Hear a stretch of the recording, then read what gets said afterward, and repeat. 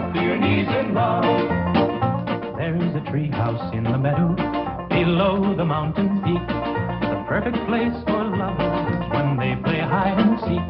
There's a covered bridge at Cripple Creek where the horses always stop. Between the tree house and the covered bridge, that's how Mom and Pop are making love in the country where skies are blue. All you'll be dreaming of are the birds and the bees and the flowers and the trees till you're up to your knees in love. There are roses on the trellis and the scent of new mown hay. The clinging vine is jealous on the fence across the way. There's a great big yellow moon above and a breeze to sing a song. Between the roses and the yellow, a fella can't go wrong if he makes love in the country where skies are blue.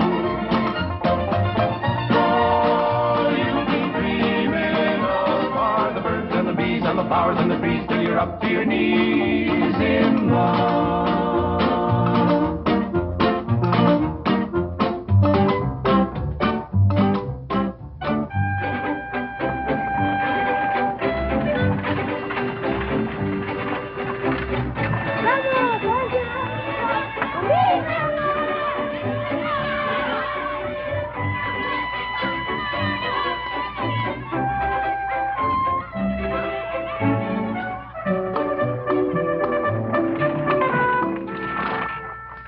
Lord to goodness, not again.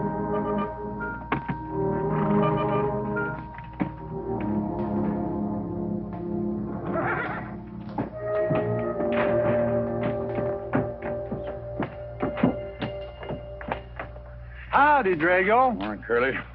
Makes 7 times this month he come home swoggled. 6. 7? 6. Once was his birthday. That don't count. Give me my bucket. Didn't have anything for breakfast but 2 raw eggs and a mug of honey. No. Curly, Yes, boss. don't say it's a fine morning or I'll shoot you. Get out of here, Bunyan. Good morning. Morning. Carlos, what are you doing up there? I hope I get it this time, Mr. Mclintock. My brothers, they got the big hats already.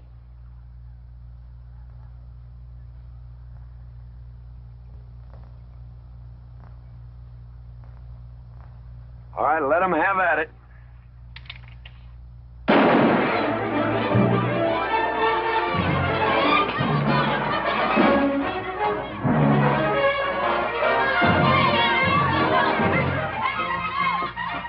Get over it. Did you only me drive? You promised me you would sometime. No, yeah. Boss, you better watch that turn onto the road. You're gonna kill both of us one of these days. Thank you, Mr. Boss.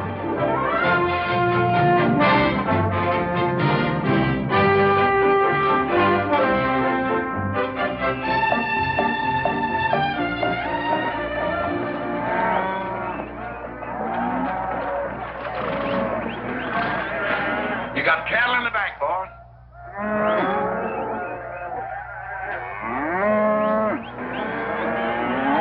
Yeah. Give it up. Yeah.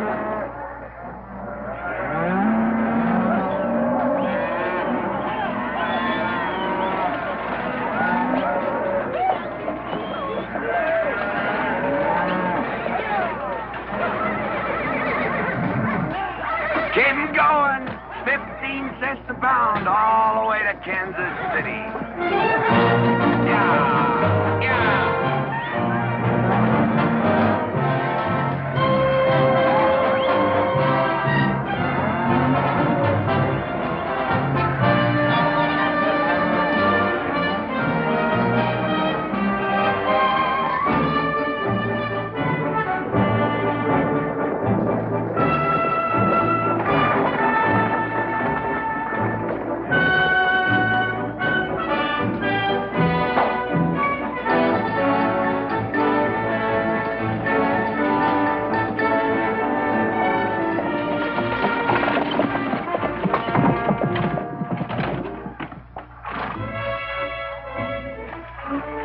boss. There's one old pensioner I wished you'd pass up.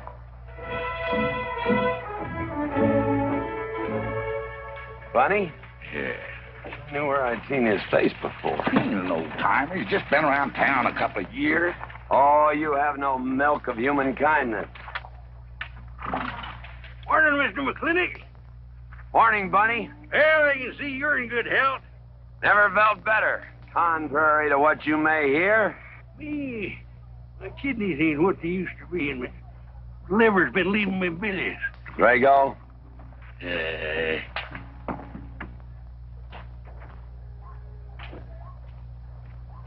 Hello, Ben. Hey, Mclintock. Drago, throw that in the buggy. Yes, sir. The scrubby bunch of Sooners, huh? They are at that. Well, it ought to make Douglas happy, lining his pockets with land fees. What are we going to do? I don't know what you're gonna do, Ben. Me, I do nothing. 200 families. Quarter of beef a week per family. They last 2 years. That can be a sizable number. I got 20 head to 1 of any other brand on the Mesa Verde. I'm not hollering. Some of us haven't got all the money in the world. Some of us ain't old and tired and feel like being put upon. You interest me, young Ben. Go on. So the first time I find one of our hides wearing our brand hung on one of them settlers' fences, I aim to kill me a plowboy. You do what you want, Mclintock. We'll do what we want. Fellas my age generally call me G.W. or Mclintock. Youngsters call me Mr. Mclintock. All right, Mr. Mclintock. Not because I'm afraid of you. You're the big he-stud of this country. And I reckon a fella my age should call you Mister. Full grown now, G.W. He's a half owner of the spread. I made him a full partner the day the doc gave me the long face. Well, you want him to vote the first time this territory becomes a state, don't you? Of course I do. These settlers get burned out, there'll be a lot of hollering that this country's too wild to be a state. We'll go on being a territory some more, with a lot of political appointees running it according to what they learned in some college where they think that cows are something you milk, Indians are something in front of a cigar store. I'm looking to you to hold young Ben down. I'll do what I can. Come on over to the house once in a while. We'll rack up a few hands of stud. G.W., that'll be just fine.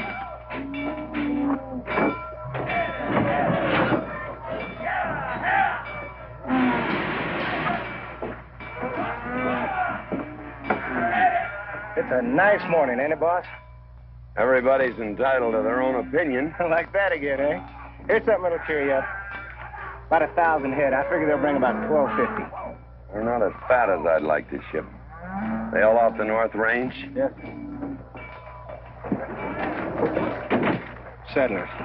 Every one of them with a plow and a Bible. Not the slightest idea what the range is for. Drago! Drag out that hog leg. Yes, sir. Get me some attention. Yeah! People! People! People! People!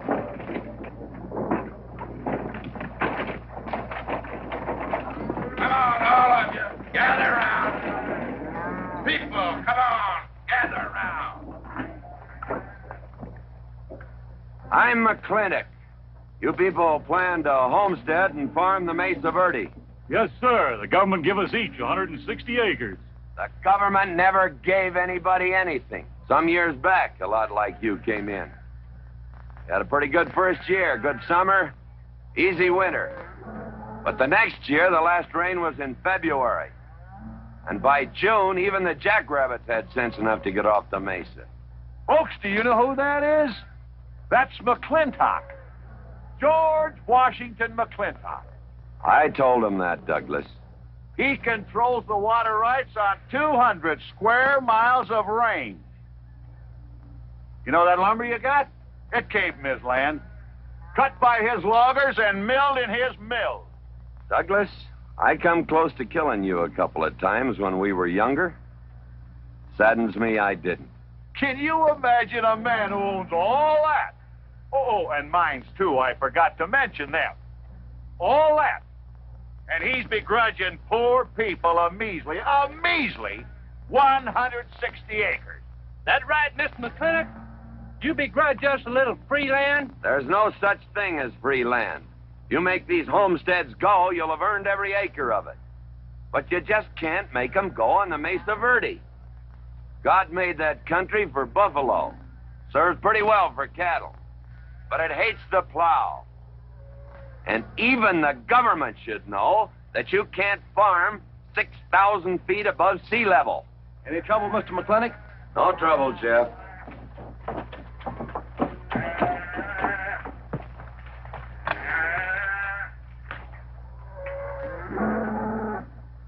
How about you, Douglas? Douglas? Just plain Douglas, eh? And you call him Mr. McClintock. Why?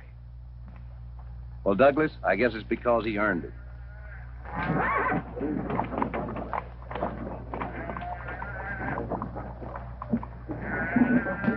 Mr. McClintock, Yeah? I'm a good hand with cattle, Mr. McClintock. I'd like a job. Well, you look strong enough. You come in with those Sooners? Well, yes, sir, but we don't have a homestead. And... Can't use you.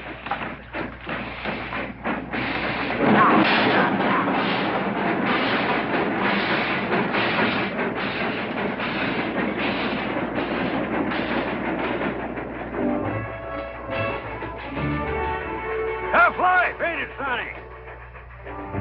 Hell, ain't much future in being a farmer around these parts.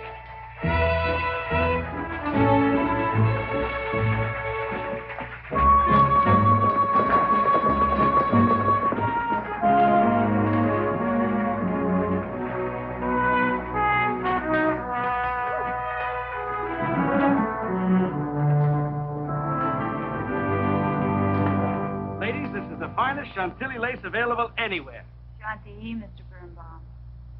Well, believe me, it's the best. Oh, excuse me, please. Look around. Take your time. Drago, I got 1,000 Havana cigars and 12 of those hats for you over there. Them bell big hats ain't gonna last long the way some folks have been dipping into that red eye these days. Uh-oh. Good morning, G.W. Good morning. I stole some stick candy. Please, help yourself. Come on. Davy, you can forget about saddling up the horse. Come in here. Problem? Yes. Well, if I were blacks, I'd move Queen's Bishop to King 4. Yeah, you might be right. You know, I was just starting to work this out when the letter came. Letter? What happened? Don't you want it? Morning, Mr. McClintock. Morning, Davy. You being here saved me a trip. Oh, that hat and suit of clothes you picked out for my birthday? Well, instead of this cowboy hat, I'd like to have this one. If it's, all right with you, sir. Oh, it's all right with me, Davy. Of course, that looks like the kind of a hat a fella'd wear down Main Street to start a fight. Oh, I don't need a city hat for that. All I have to do is walk down the street and some wiseacre will call me an Indian, and just like that, the fight's on. Davy, the letter, it's for you. And you are an Indian. Yes, I know I'm an Indian. But I'm also the fastest runner in town. I've got a college education, and I'm the railroad telegrapher. But does anybody say, hello, college man, or hello, runner, or hello, telegrapher? No, not even hello, knothead. Davy. It's always, let the Indian do it. Will you go out in the store and help the ladies? All right. I'm also bookkeeper, part-time clerk. Always let the Indian do it. The lady brought that out here this morning, asked for it to be taken out to the home ranch for you. Handsome lady, kind of tall with red hair. Called me Mr. Birnbaum, just as if she'd never seen me before, and as if that veil that covered her face would keep me from recognizing her. I thought she was in New York or Europe or someplace. So did I. Jake, you better throw on a couple extra cases of the boss's favorite bourbon. That stuff sure gets used up fast out at our place. Which reminds me, you better start tapering off. Catherine's in town. Katie?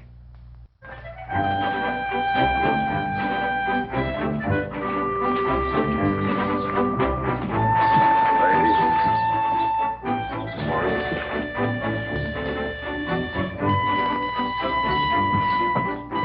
Morning, Mr. Clifford. Morning, Mr. McClintock.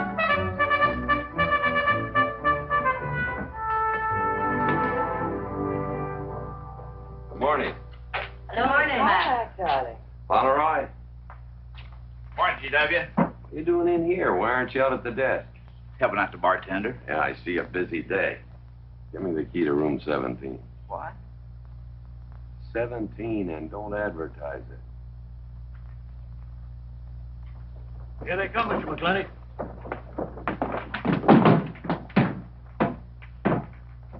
Set 'em up. Beer, whiskey.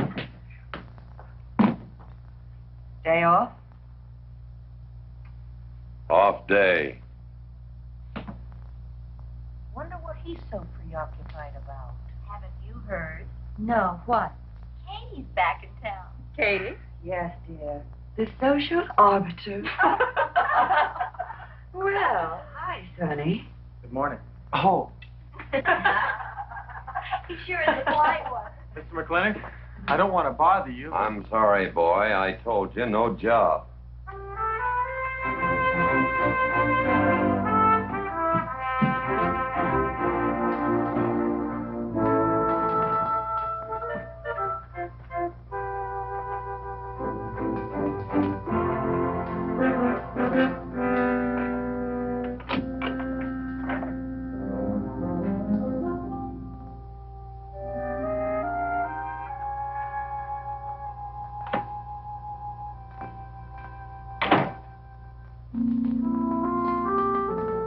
Catherine. George Washington McClintock.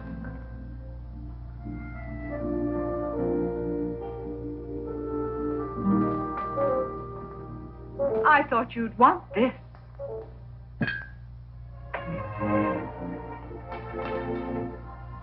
First dig of this spur. But who am I to upset your plans? Don't you feel kind of silly? I never feel silly. It's because you have no sense of humor. Why couldn't we sit down in the hotel dining room and talk about whatever it is you want to talk about? Or why couldn't you just come over to the house? And have everybody know that we're meeting. Everybody knows, and what's the difference? We're married. That is something I should like to change.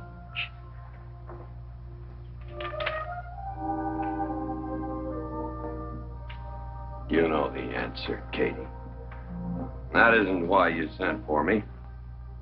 Let's get to the rat killing. That's just the kind of remark that's always endeared you to me. Let us open the discussion. Very well. Our daughter is coming home in a few days. Rather, she's coming here. It was just a slip of the tongue that made me refer to this ugly hamlet as home. Our daughter. Is it so hard to say her name? It's Becky. Rebecca. I hate that name. Anyway, she's coming home.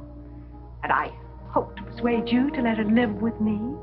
Part of the time in the capital, part of the time in New York, and, of course, Newport during the season. You're whistling in the wind, Katie. If she stays here, she'll become just as crude and as vulgar as all of this And country. if she goes your way, she'll be all show and no stay. Oh,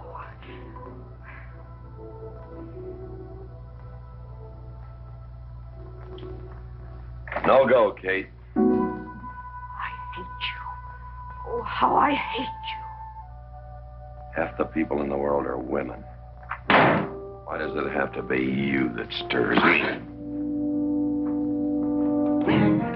Animal. That's the story. I saw your picture in the paper at the governor's ball. You were dancing with the governor. At least he's a gentleman. I doubt that. You have to be a man first before you're a gentleman. He misses on both counts.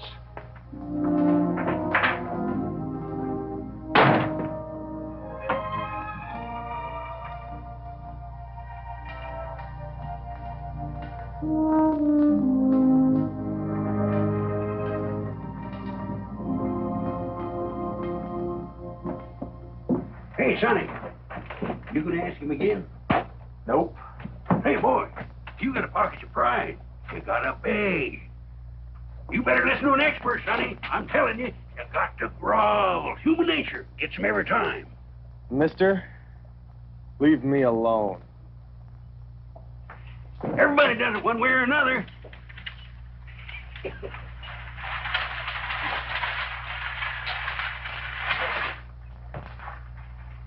About that job, Mr. Mclintock.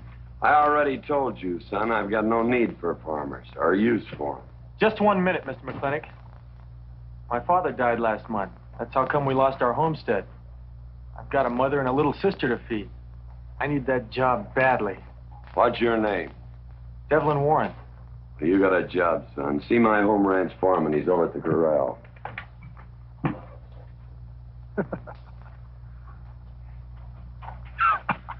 Step down off of that carriage, mister.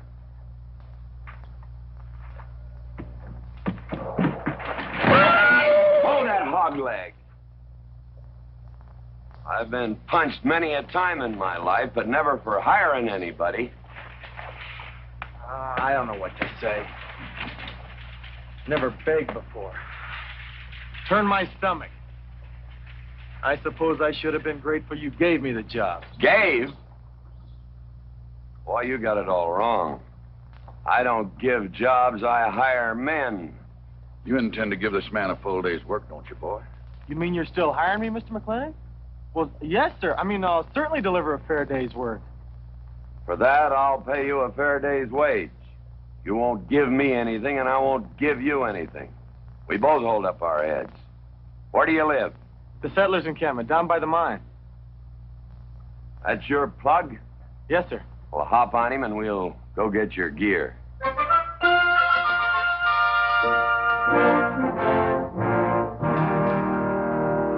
Yeah! Yeah!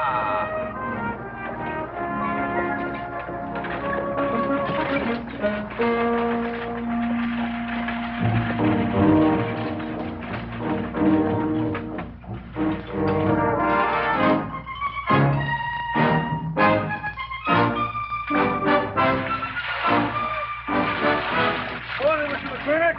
Morning, Mr. Poor Boy.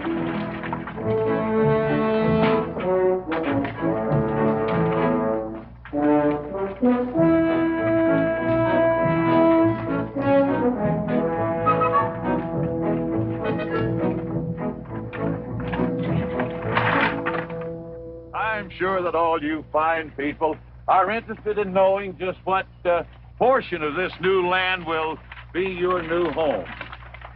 Oh, Jones and McAllister, since you've been more or less the leaders of our group, I'd like to have you come up and check the exact location. Won't be a minute, sir.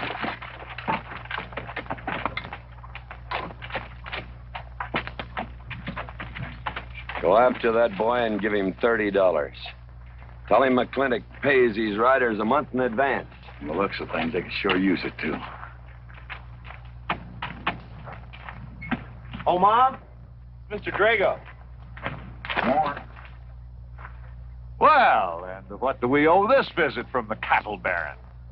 I've got a touch of hangover, bureaucrat. Don't push me. Oh, Backman!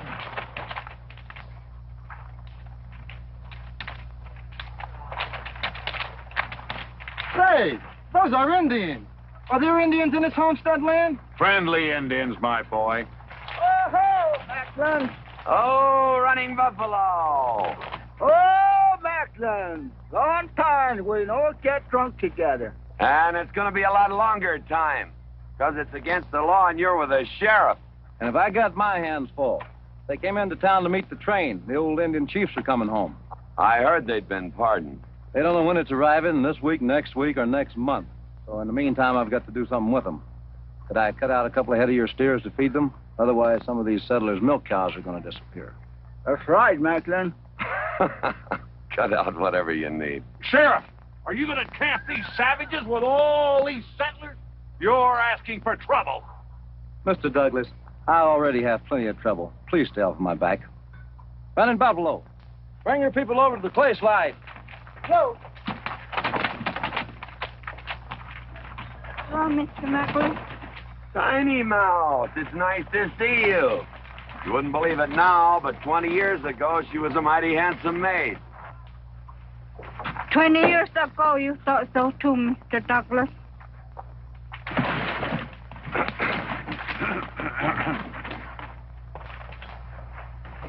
It was just like this. I had a dead beat on old running buffalo, and my sharp 50 caliber misfired. That's back in that trouble in the forest. Remember? I remember. Hey, you want to tell you something come directly from heaven? No.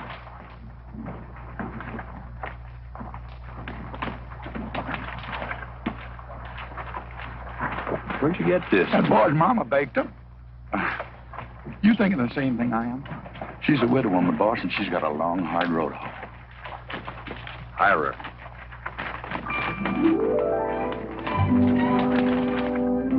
I always said you had a heap of sense. Mr. McClintock, this is my mother. Your mother? And my sister. Pleased to meet you, Mr. McClintock. Ma'am, this here's my boss, and he has a few choice words to say about your biscuits. Yes, Mr. McClintock? They're great.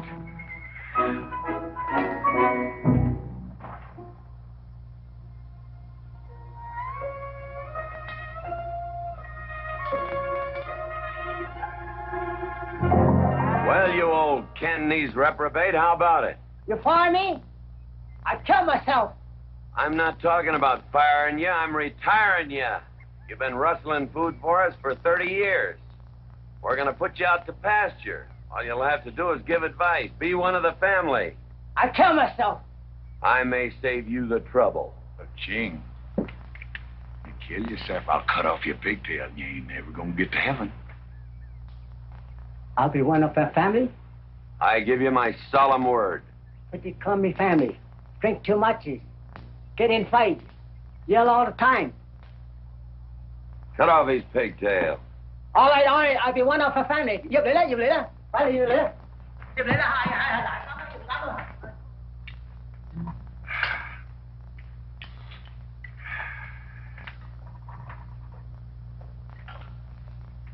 I hope everything is satisfactory. This is such a big house, it'll take me a while to get used to things. Now, please don't hesitate to tell me if anything is wrong. No business, soup. Otherwise, it's fine. Everything on nicely. Finally, fine. ma'am. Best apple pie I ever had. Curly's right, ma'am. Hated to leave that last bite. Shall we celebrate with a drink? Carla, come in and help me with the dish. Alice, you want to help too? Yes, Jacob. All right, pitch in. Now I'll wash and you kids can dry. Is that good here?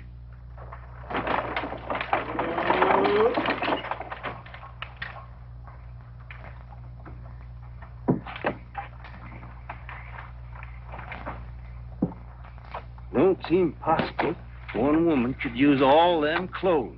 You keep a civil tongue and your unprepossessing face. Yes, ma'am. And unload my baggage, please. Yes, ma'am. By the way, what does that word unprepossessing mean?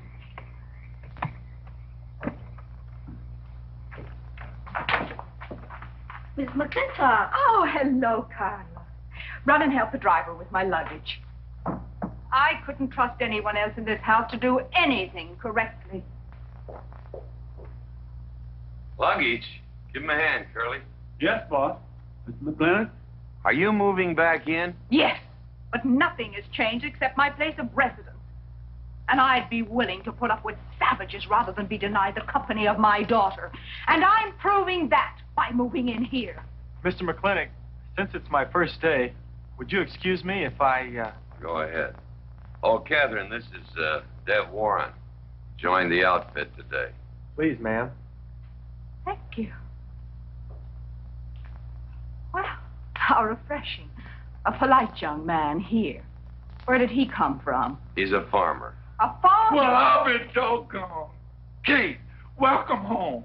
What on earth are you doing in that idiotic-looking outfit? And don't you dare call me Kate. That's my butling suit. I'm butling for the boss. And I'm sorry, Catherine. That Kate kind of slipped out from the times I remembered you as being nice people.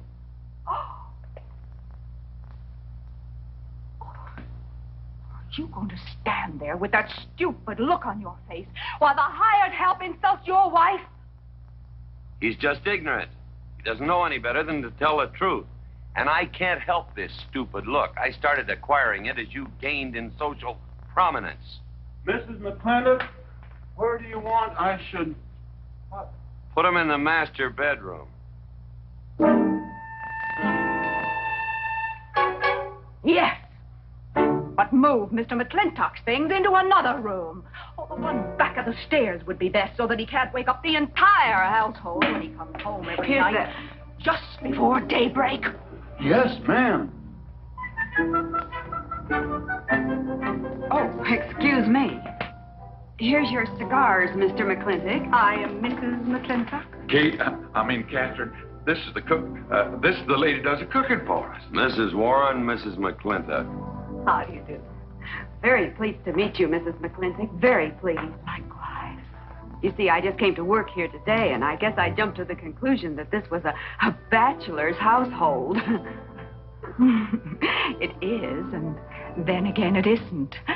I will explain so everything will be quite clear, Mrs. Wallace. Mrs. Warren. Mrs. Warren, it has been a bachelor's household for quite some time. And it will be again, just as soon as I am out of here, which will be as quickly as I can make arrangements to take my daughter back east with me.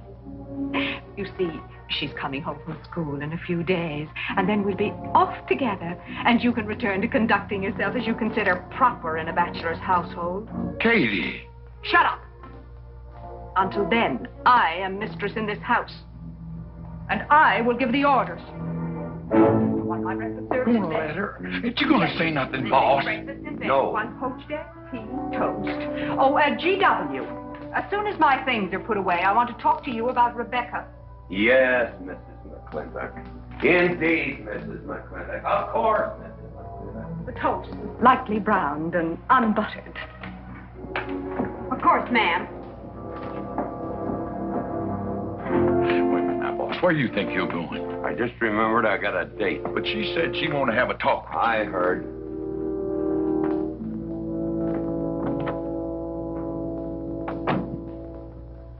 Good evening, Lem.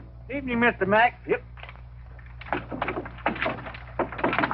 Say, Mr. Mack, what does unprepossessing mean?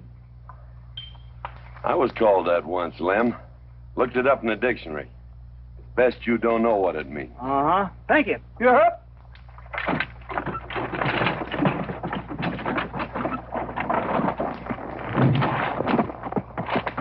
Hey!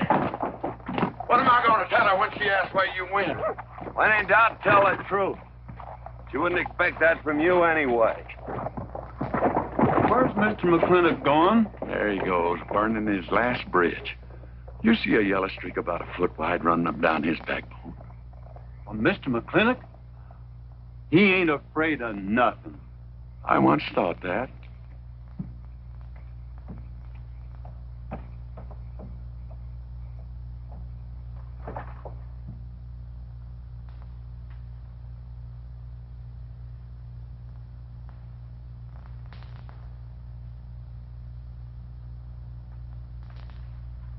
Drago? Yes, ma'am. Was that, He took off, lit out. I told him I wanted to talk to him. Ma'am, I was standing right over here when you said it, and I was standing right out down those front steps when he walked up the horse, grabbed a hunk of mane, stepped up on him, and sunk spur. Where did he go? Last time I saw him, he was going east, but you know him, he's liable to go north, south, or west. Get me a carriage. Yes, ma'am, but But what? maybe you shouldn't follow him into maybe where he's going into. What does that mean? Oh, but I wish I hadn't said it. Just get the carriage. Yes, ma'am. What happened? It's a Bruce. Baruch? Hitch it up. She wants to go to town. But Mr. McClintock never said anything to me about it. Look, young fella, I'm the ramrod around this place. You better start giving me a yes, sir. You're going to get the roof of this house pulled down on your head. Yes, sir.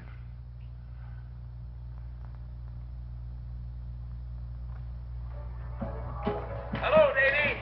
Hi, Mr. McClintock. No room, eh? Drinks, please. Hello, Bunny. How is everything? Oh, fine, Mr. McClintock. I'll get you next time.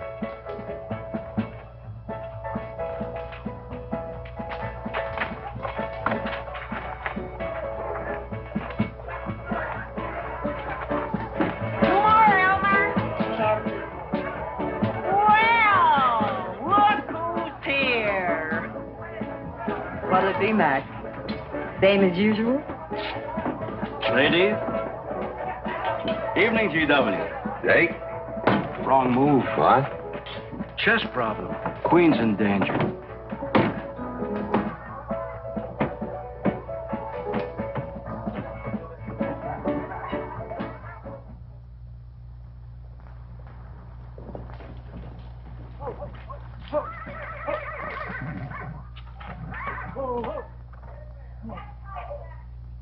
I suppose you can do that. Camille, you're on your own. Mr. Mclintock?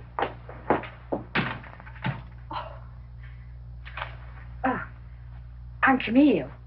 Camille Reedbottom. I'm learning the game of chess. Thought it would give me something to pass the time. See, I have nothing to do all day long. I just remembered something.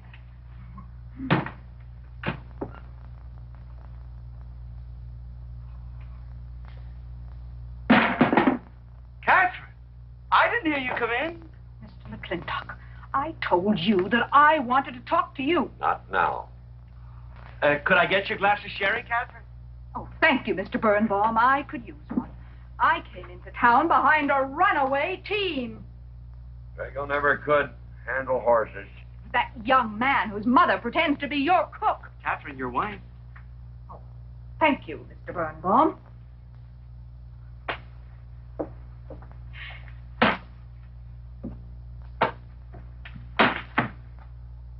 Now, Mr. Mclintock, we have an awful lot to talk over. First thing I learned about Indian fighting was to wait for daylight. What has our conversation got to do with Indian fighting? Indian fighting is good experience for our kind of conversations. Oh. It'll wait, Catherine. Evening, Sheriff. Mr. McClintock, we had quite a ride out here. Oh, I finally got that team settled down. Sure move. No, it's your move. I just canceled. Oh. Now, look here. You're not going to sit here all night long and play chess when the matter of our daughter remains unsettled. I am going to remain here and play chess, and the matter of our daughter is settled. She stays. Oh, such stubbornness. Catherine, your hair. Oh, it is a mess after that awful ride. No. It's just that I haven't seen you for a long time. And it seems to me the last time I saw you, your hair was a little darker, no?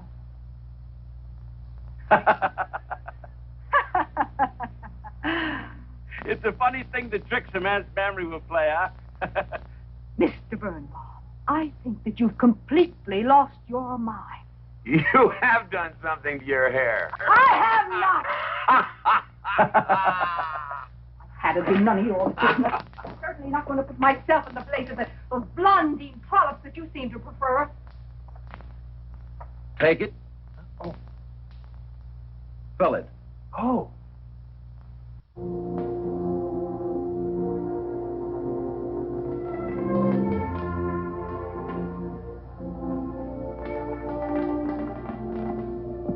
Morning. Fellas still at it all night. Mclintock never quits. But a Birnbaum has to. Besides, the game is over. You got me. Oh, no, Mr. Birnbaum. You still got a good game. Oh, you play chess.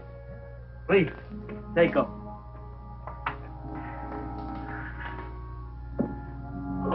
Pretty good. Fair? Well, looks like I won't have to come into town always to get a game. Remember, I'm a bad loser. Sure move. Yes, sir.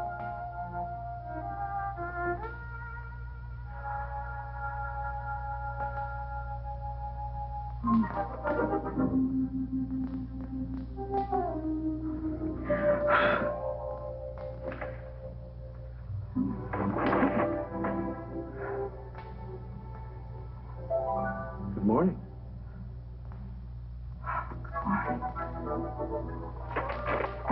Good morning, already. Mm-hmm. Cup of coffee? Oh, yes, thanks, Jake. You're welcome, Catherine. Got any cream? Canned cow's milk. That'll do. Good old condensed milk. That reminds me. I was cleaning out my desk the other day. I found something I wanted to return to you.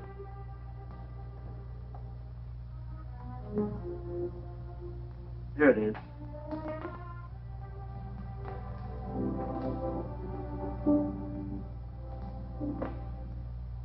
The medal. Remember? From the President of the United States of America, the First Sergeant Michael Patrick Gilhooly, for bravery above and beyond the call of duty. Your papa. Reminds me of the first time I ever saw you. It was over 17 years ago. You walked into my store, not much bigger than the bundle you were carrying. And in the bundle was the most beautiful baby I ever saw.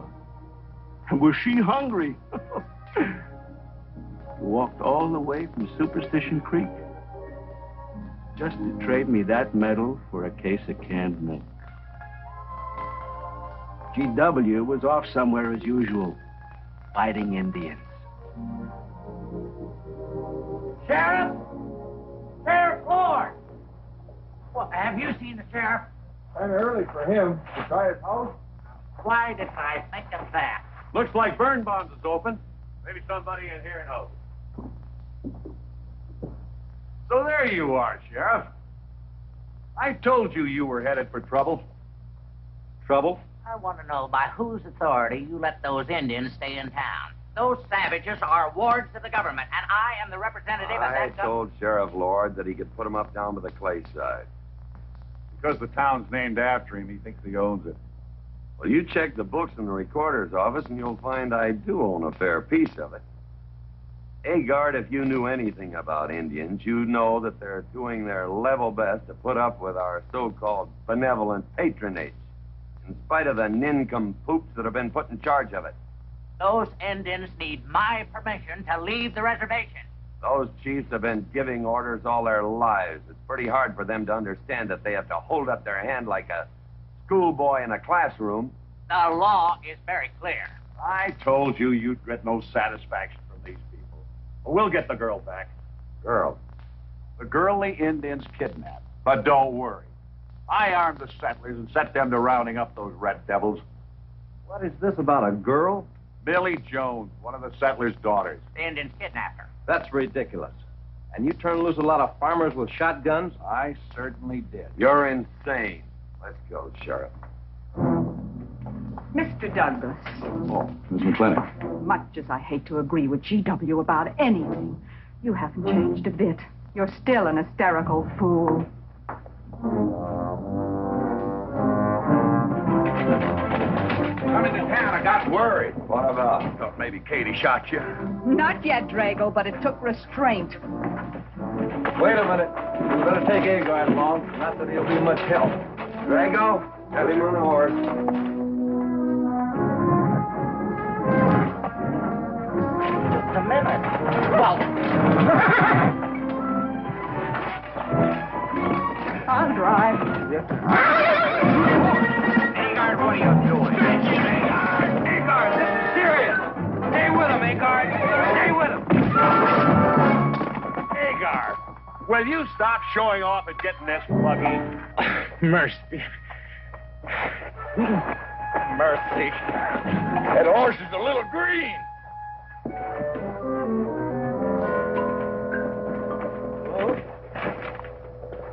Let's go. Yeah.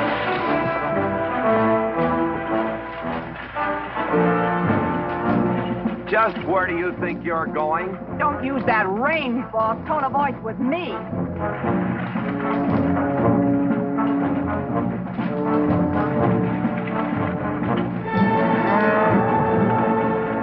Ryder! Headed for Mr. Poor Boy's mine. Mount up some riders. Right, boss. You heard the man. I don't like it, Mr. McClintock. I don't like it one bit. What don't you like? They're planning to hang an Indian.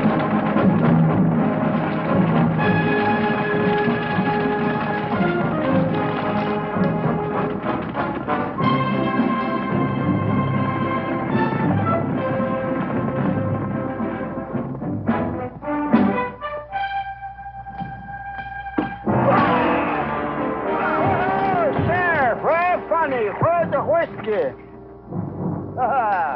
Hold that! Not so fast, Mr. Boss of the whole country.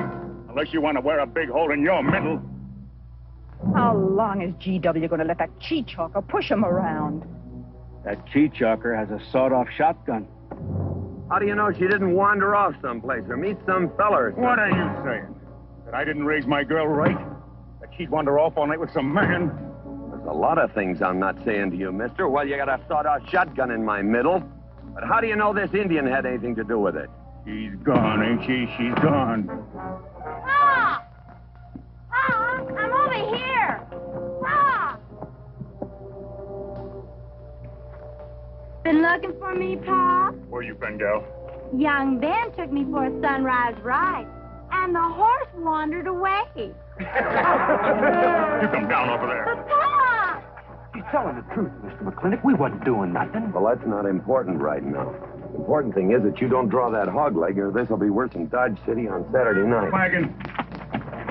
I'll tend to you later. Now for this young whippersnapper. Now, no harm has been done. And young Ben here is one of the nicest boys in the territory, so just put down that shotgun and I'll let's teach forget him to fool with Mike. Now, we'll all calm down. Boss, he's just a little excited. I know. I'm going to use good judgment. I haven't lost my temper in 40 years. But, Pilgrim, you caused a lot of trouble this morning. Might have got somebody killed. And somebody ought to belt you in the mouth. But I won't. I won't. The hell I won't.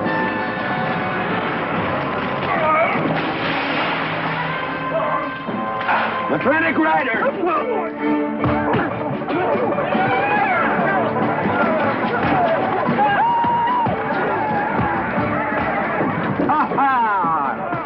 Oh, Markland! Hey, Buster! Remember me?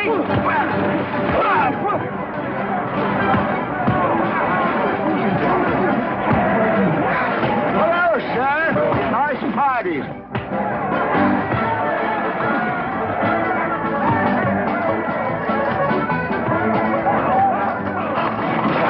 Do you think you ought to?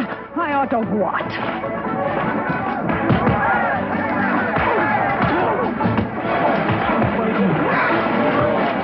Why do you think?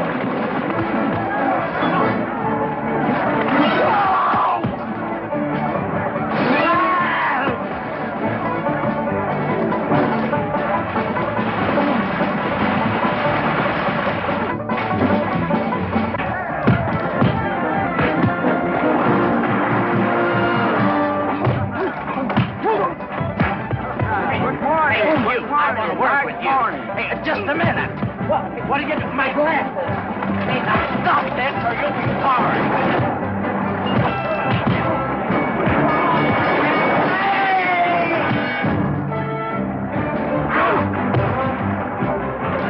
Stay out of this, Jake. It's everybody's war.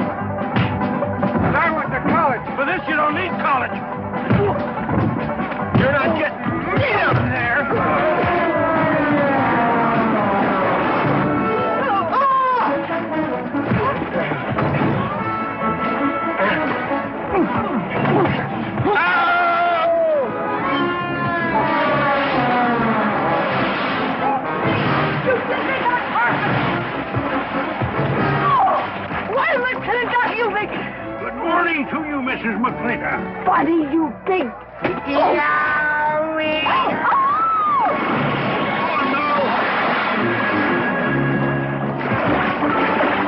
G.W. McClintock, you big baby clumsy! Well, it's pretty hard to control yourself.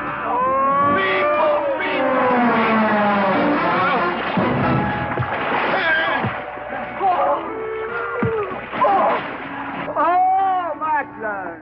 Oh, Macklin! Oh, party! No whiskey.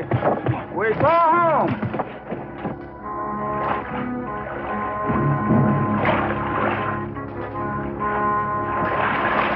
You and your friends!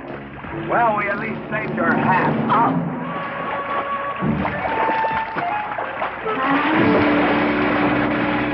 Where is everybody? Oh, for heaven's sake.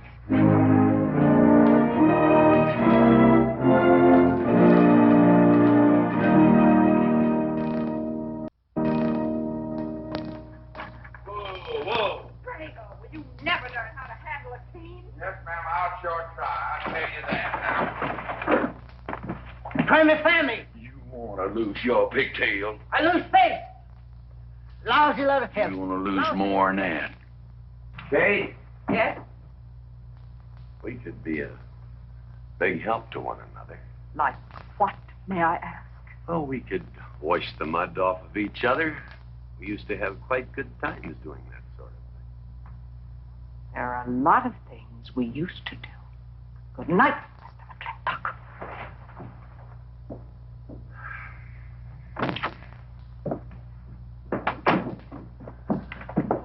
Any luck?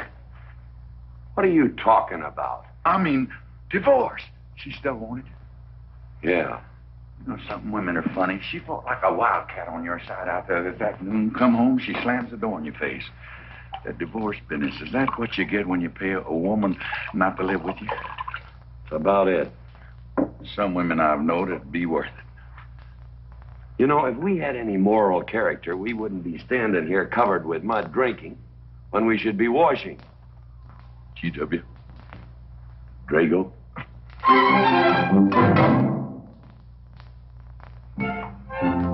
Miss Warren, these biscuits. Oh, thank you, Drago.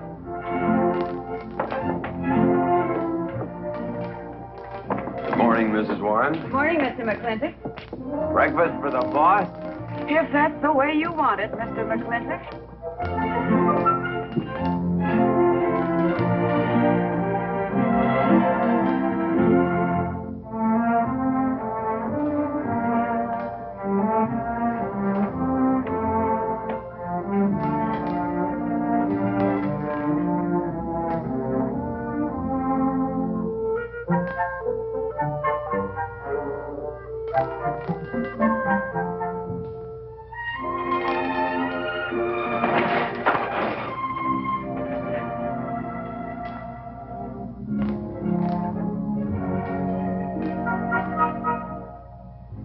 One poached egg, tea, toast, lightly browned, and Why, Mrs. McClintock, you have a black eye. I do. Ooh.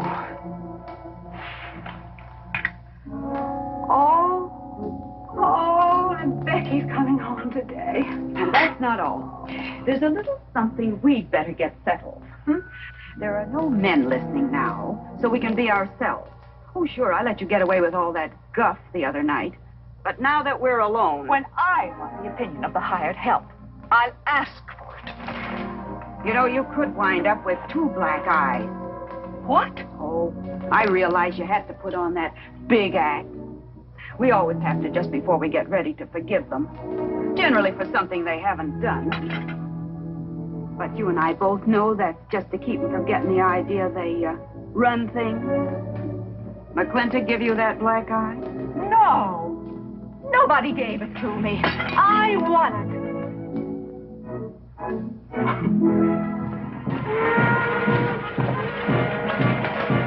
Morning, Davy. Morning, Mrs. Beach. Mr. Beach.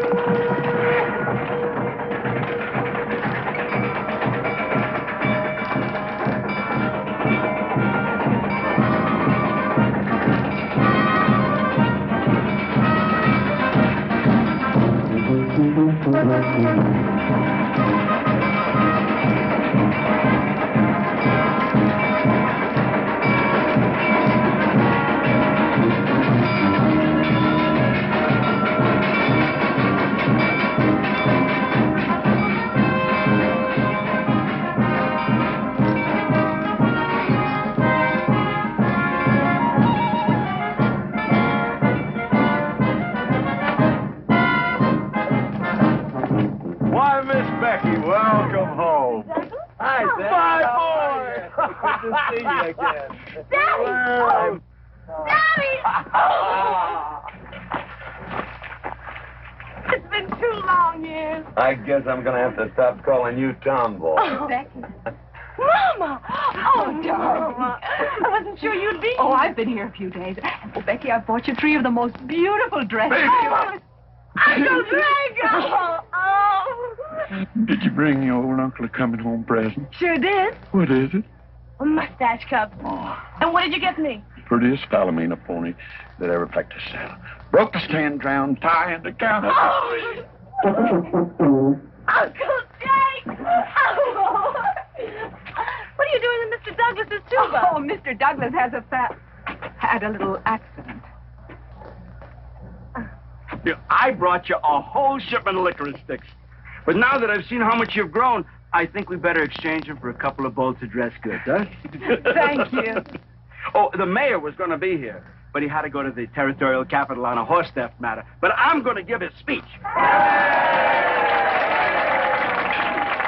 and don't worry about the mayor. I'm sure that he can find a bill of sale for the horse.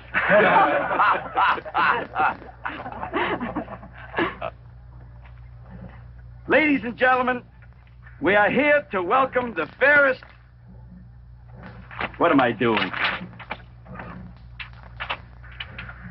We are here to welcome back the prettiest girl that was ever born in Mclintock, or in any part of the territory.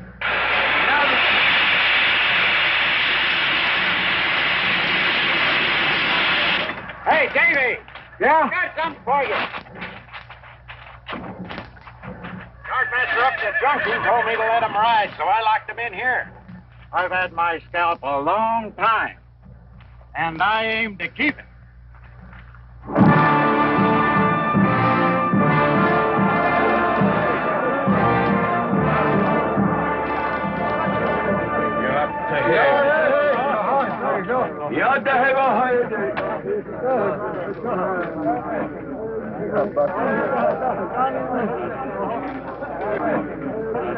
And now she's come back to us. Gone are the pigtails, but the freckles are still on the prettiest face that was ever born in Mclintock.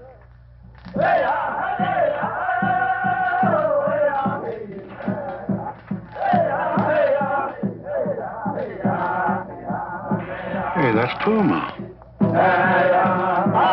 And it's true. The government did turn them loose. Good old Puma. I'll never forget when he brought G.W. home. Your father had a hole in his chest and 104 fever. Of course, they weren't very mannerly about it. He came past the house at a high lope and threw him on the doorstep. And you do remember them good old days, don't you, Katie?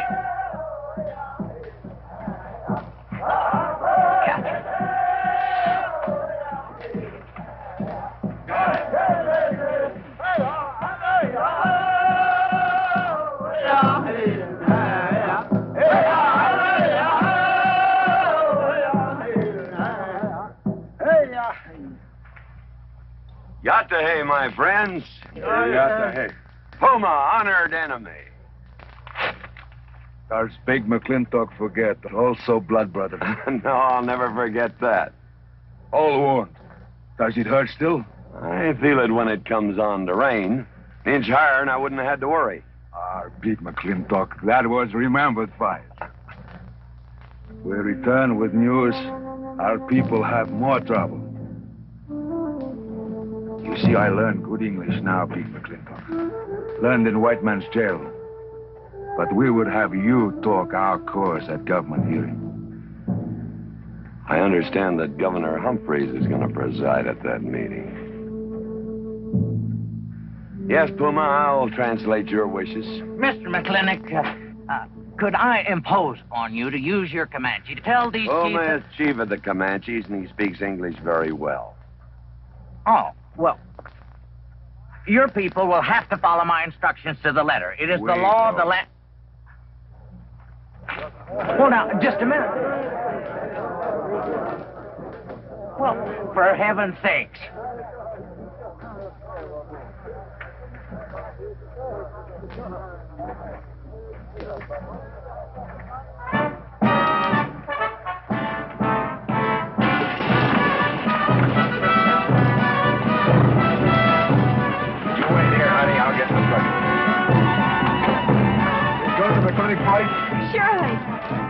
I see you there, Beth? Of course, Davy, and you can have the first date. Sis? Don't want any sister of mine talking to strangers. Davy's not a stranger. He clerks in Birnbaum. He's an Indian.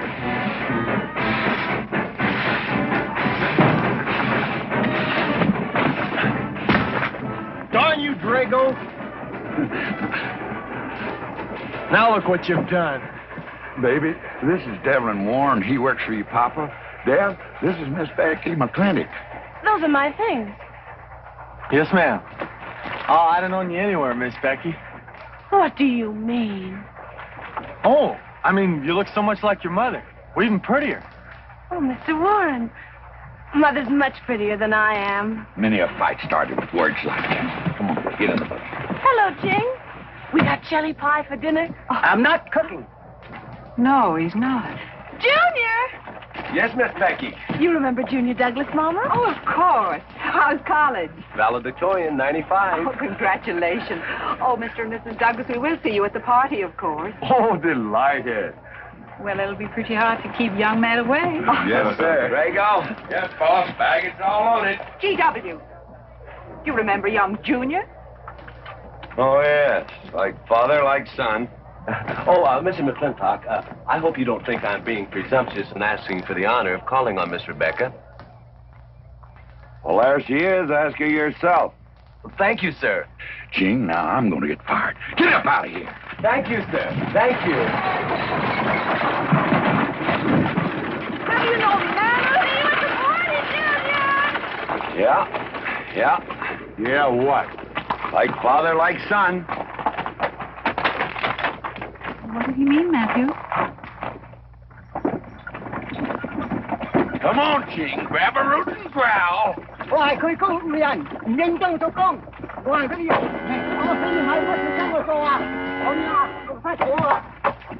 you're doing a good job, Miss McClintock. Thank you, Miss Fuller. Deb, when you're finished there, go over and help Drago with the beer cakes. Yes, Mom. Deb, could you come and help me a minute?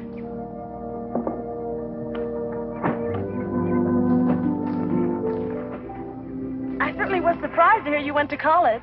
Why? I don't know. Junior says Purdue's a good college for a backwater place like Indiana. Well, he did indeed. Oh, could you do this? I can't reach it.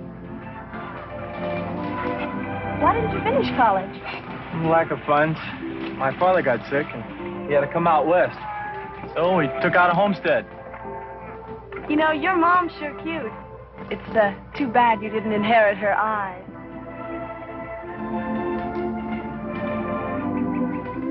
Well, you'd been lucky if you'd inherited a few things from your father. Oh, really? For instance? Just common sense, for instance. Common sense? Yeah. You don't see him being fooled by some dude like Junior Douglas. Junior's not a dude. He's nifty. This needs a woman's touch. And besides, he got a letter at college. What sport? Glee club. Very strenuous. Don't you dare hug me! I have no intention of hugging you.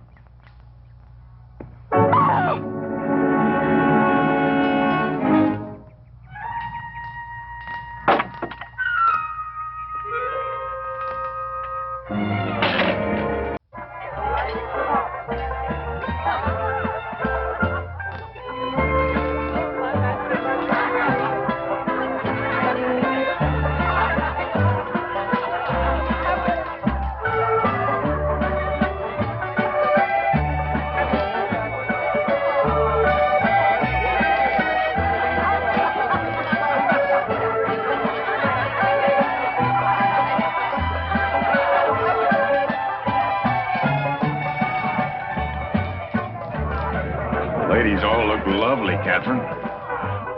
No, this is a real fine party. Oh, thank you, Ben. Of course, we had to invite everybody. Just everybody. Sorry, G.W., but this one's mine. Well, thank you, Mrs. Warren. I guess I'll have to be a good host in my own home. Well, the next one's yours, Mr. McClintock. Thank you.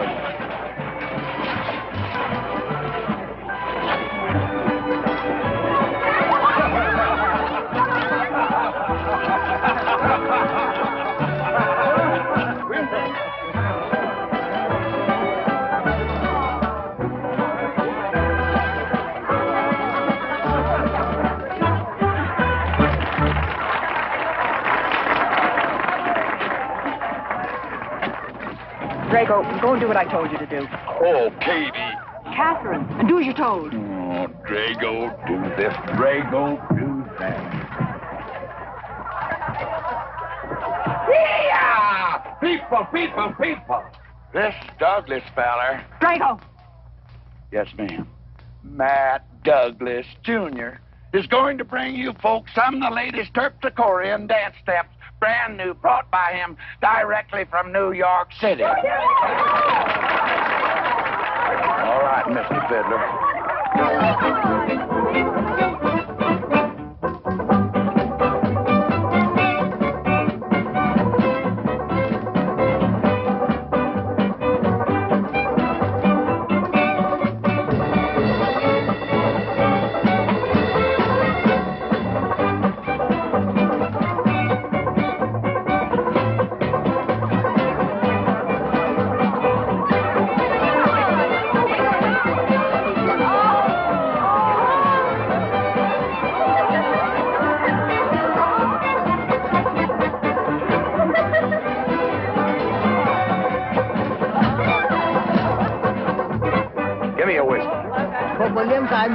What? Just turn it 10-gallon parties, boss. We'll run out of whiskey. Well, I can take care of that. Jake.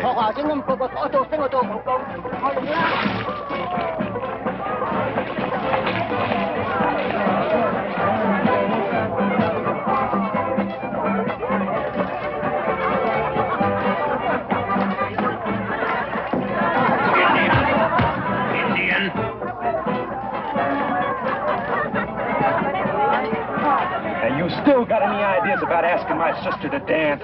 Get up and we can do this all over again. Yes! That's enough. You fought it. It's all over. Quit butting in, Birnbaum. He's a hired man, not your son. Look, you fought him fair and square. I don't think it was so fair and square. Well, you want to take up where he left off? If I did, you wouldn't find it so easy.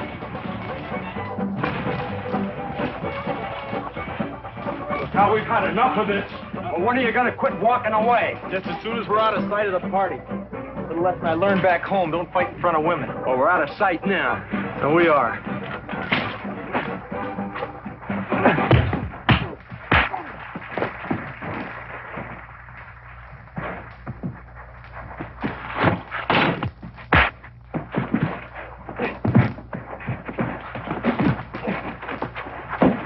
Such vulgarity. Someone should do something about it. You're right. Absolutely right.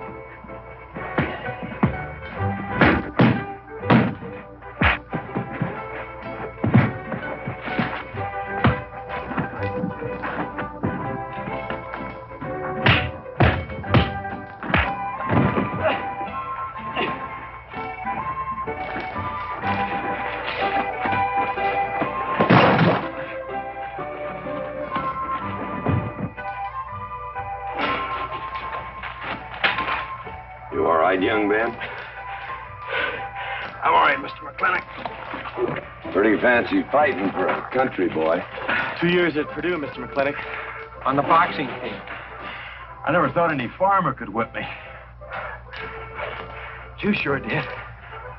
Better get him cleaned up. Get him some water, Jake. Yeah.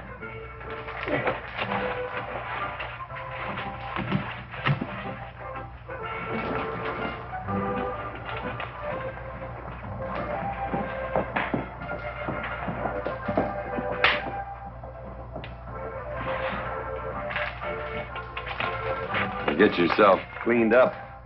Go ask that girl for a dance. Who? Oh! Should have missed one. Oh. Where is he? I'll find him, that young whippersnapper. Trouble. Where is that farmer boy? Where is he? Where is he, G.W.? Oh, so you're the young farmer boy that whipped my nephew. Well, I'm Fauntleroy Sage, young Ben's uncle. Well, I'm no farmer, but if you're young Ben's uncle, yes, I whipped him. And you're intruding. What's intruding mean? Butting in. Oh, so he's insulting me. Well, then I got another reason for walloping him. Besides, on account of him thrashing my nephew, young Ben. Fauntleroy, you can't get mixed up in these youngsters' quarrel. Family honor. I can't have said a farmer whipped a sage. You're twice his size. Don't let that bother you, Mr. Mclintock. Mr. Fauntleroy insists. I'll just have to teach him the same lesson.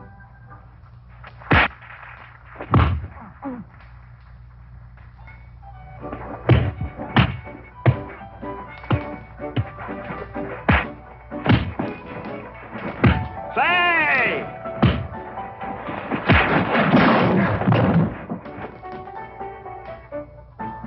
Sorry, young feller.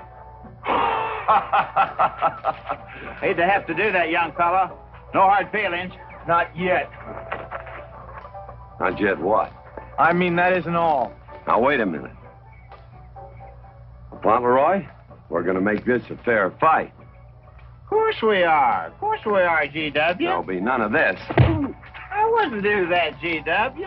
You wouldn't do... No, I wouldn't do that. And Dev, I don't want you kicking Fauntleroy in the knee. He didn't do no such thing. And none of this nose twisting. He's all yours.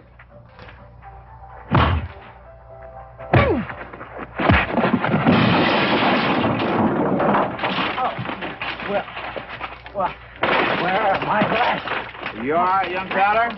Ouch! I'm all right. This Indian agent will stop stepping all over me. I beg your pardon. G.W. You're just funning me.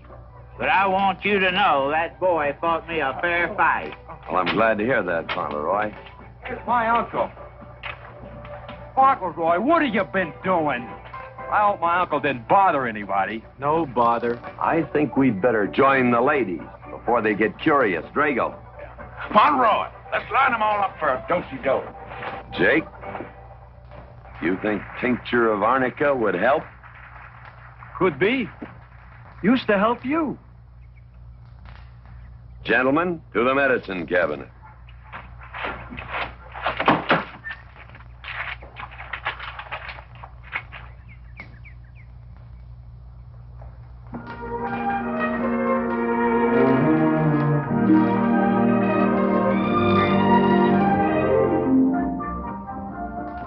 Good morning, Drago. Davy, Seen Daddy? took over early this morning with a scattergun over his arm. Went hunting.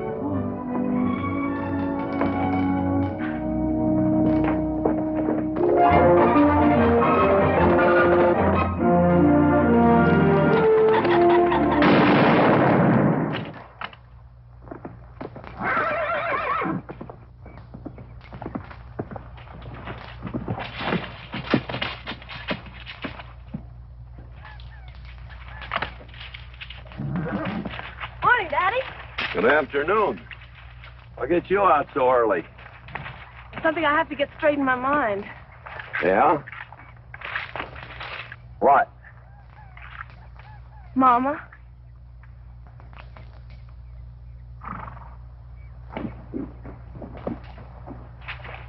Why'd you and Mama stop living together, Daddy?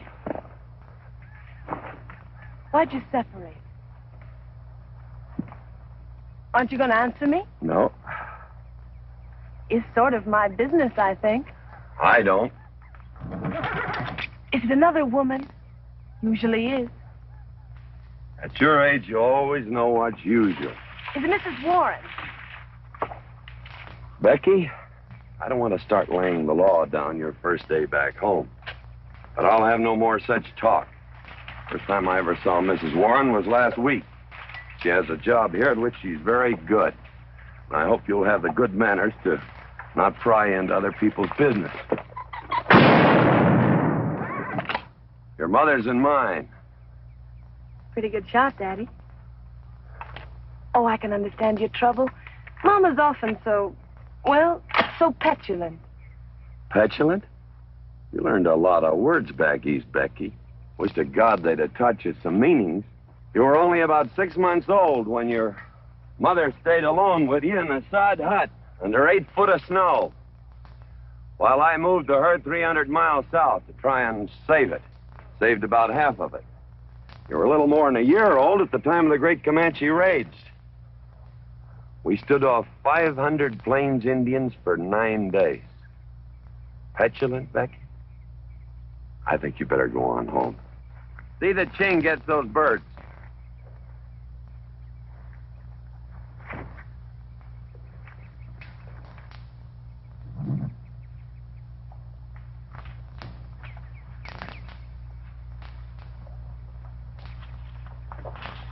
Becky.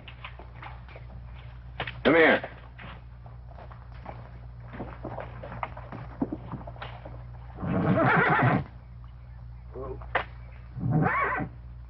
Something I ought to tell you. Guess now's as good a time as any. You're going to have every young buck west of the Missouri around here trying to marry you. Mostly because you're a handsome filly. But partly because I own everything in this country from here to there. They'll think you're going to inherit it. Well, you're not. You're going to leave most of it to the nation, really. For a park. Where no lumberman will cut down all the trees for houses with leaky roofs. Nobody will kill all the beaver for hats for dudes, nor murder the buffalo for robes. What I'm going to give you is a 500-cow spread on the upper Green River. Now, that may not seem like much. It's more than we had, your mother and I. Some folks are going to say I'm doing all this so I can sit up in the hereafter and look down on a park named after me. Or that I was disappointed in you. Didn't want you to get all that money. But the real reason, Becky, is because I love you. And I want you and some young man to have what I had. Because all the gold in the United States Treasury, and all the harp music in heaven can't equal what happens between a man and a woman with all that growing together. I can't explain it any better than that.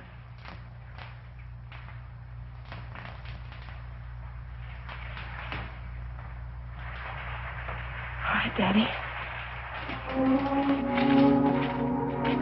Becky.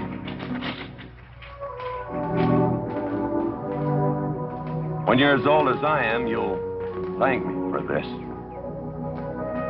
Daddy, I'm full grown. I wasn't worrying about me. I was thinking about you and Mama.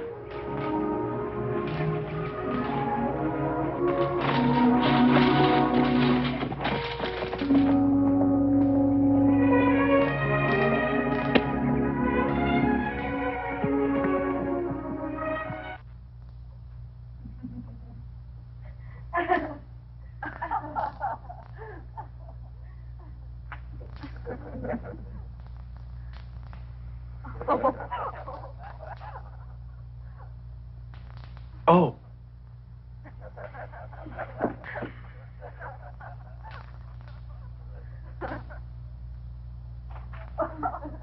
Well, sir, all three of them saw right out of the carriage. Well, it's getting rather late, Becky. It's bedtime. Mother.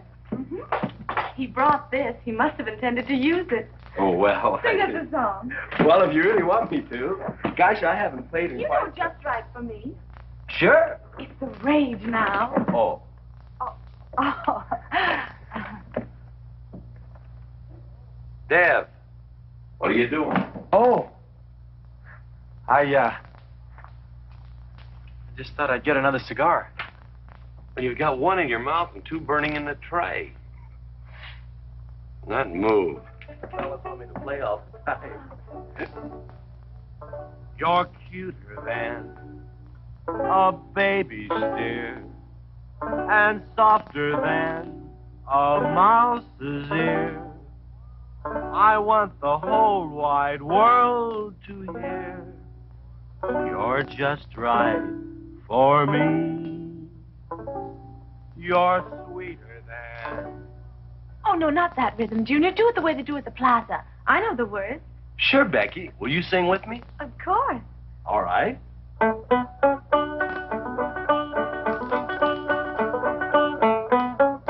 love a man who's witty and smart and clever. It's your move. Oh. Oh, Dev, you're playing like an amateur. Let's call it an evening. I'd like to know where your mind is tonight. You're sweeter than the early spring, or bluebells when they start to Pretty good. You Voice like her father. feel like a king. You're just right for me. Sweet wine. I'm sure they found you on that honeysuckle vine. I would melt in your embrace.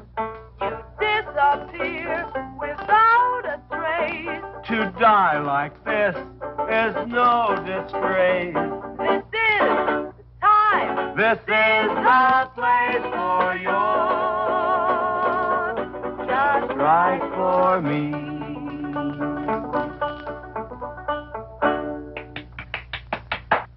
Well, so good, I kind of hate to break this up. But we're going to have that Indian hearing tomorrow morning. Sir, about our conversation earlier this evening, I believe I'd better apologize. Yeah? Yes, sir, I've been thinking it over, and when I called you reactionary, well, that's merely my generation's term for your generation. Nothing personal, sir. Oh, really? Well, good night, sir. Good night, Miss Mclintock. Good night, and do come again. Good night, Drago. Night. Boss? What does reactionary mean?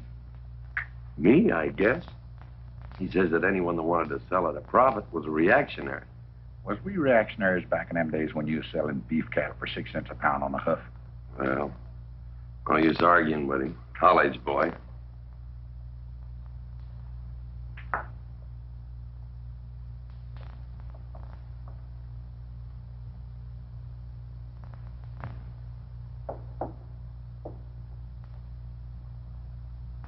Devlin Warren, if you was my kind of man, you wouldn't let some dude walk off the prettiest girl west of Denver without putting him some kind of fight. Does it show? Well, what can I do? I'm just one of her father's employees. I'm just a hired hand around here. Every so often, Dev, you spill the strangest ideas. Everybody works for somebody.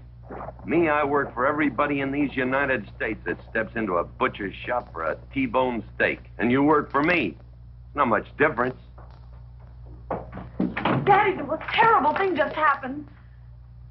Junior's horse ran away. The one he rented at the livery stable. Tied up a rented horse by the reins. He's probably back in the stall by now. I think we could get Junior something that he can ride. What I'd rather do, Daddy, is drive Junior home in our barouche. It's a lovely evening, and I'm sure Uncle Drago wouldn't mind driving. I would, and I got the kind of manners don't keep me from saying so, just to be polite. I'll drive him home, Mr. Mclintock. And you don't have to come, Miss Becky. I'll see that he gets home safely. I can take care of myself. You got yourself a foot, didn't you? Dev, get the carriage. Drago? I'm going with them. Now you've got me wrangling dudes.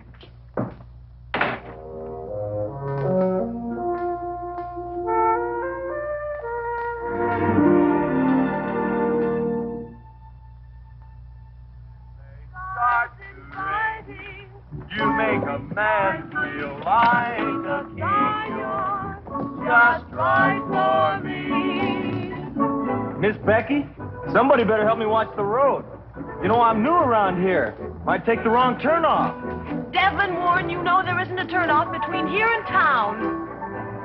Disappear without a trace. To die like this is no disgrace.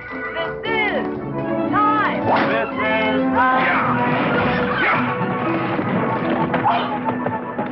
Devlin Warren, what are you trying to do? Kill us? Better have your friend drive?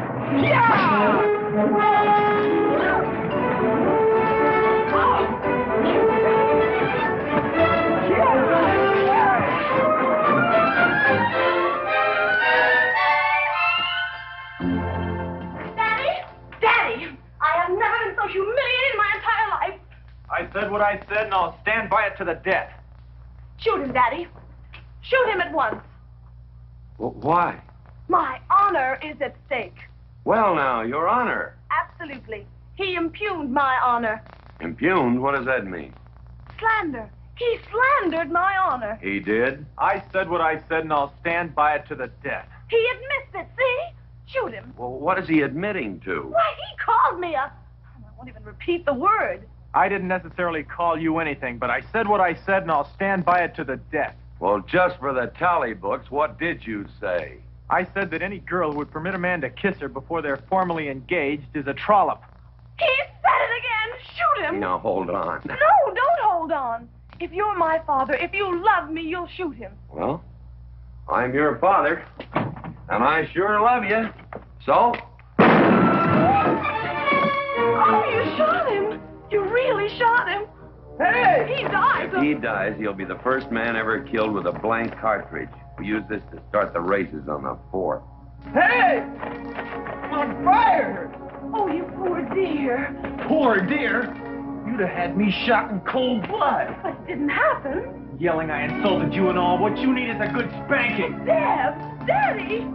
Leave me out of this. Well, I think I'll give you what you deserve. You wouldn't dare! Oh, wouldn't I? You'll think next time before you have someone shot. And this kicking and yelling isn't gonna help you.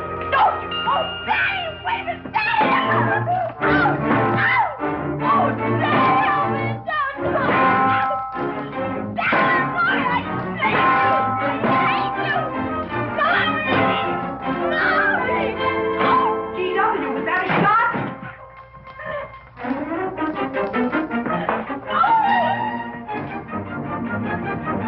Oh, Vicky, what happened? He spanked me!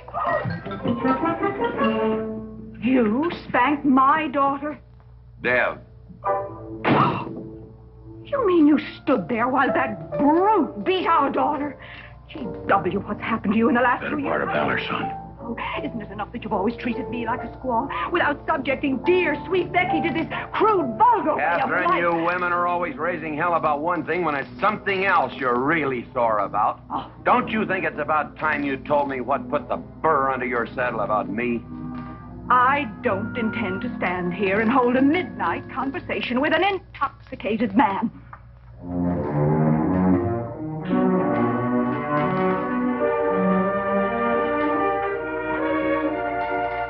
And I am not intoxicated. Yet.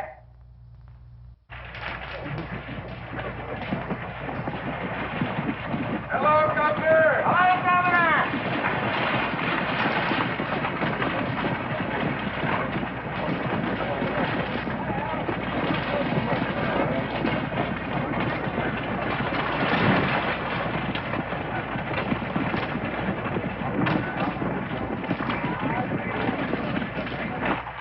Chief Puma? Yes, Sergeant. Big Mclintock, we know you get us fair judgment. You gentlemen, follow me.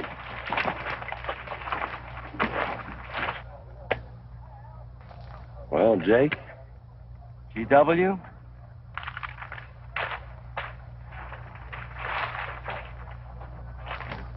Well, G.W., it's been a long time. Not long enough.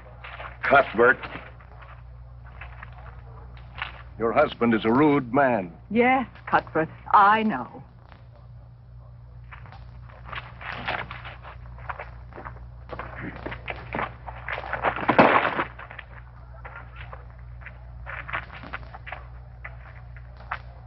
Where you want the Indians, Mr. Mclintock? Mr. Mclintock is not running this hearing.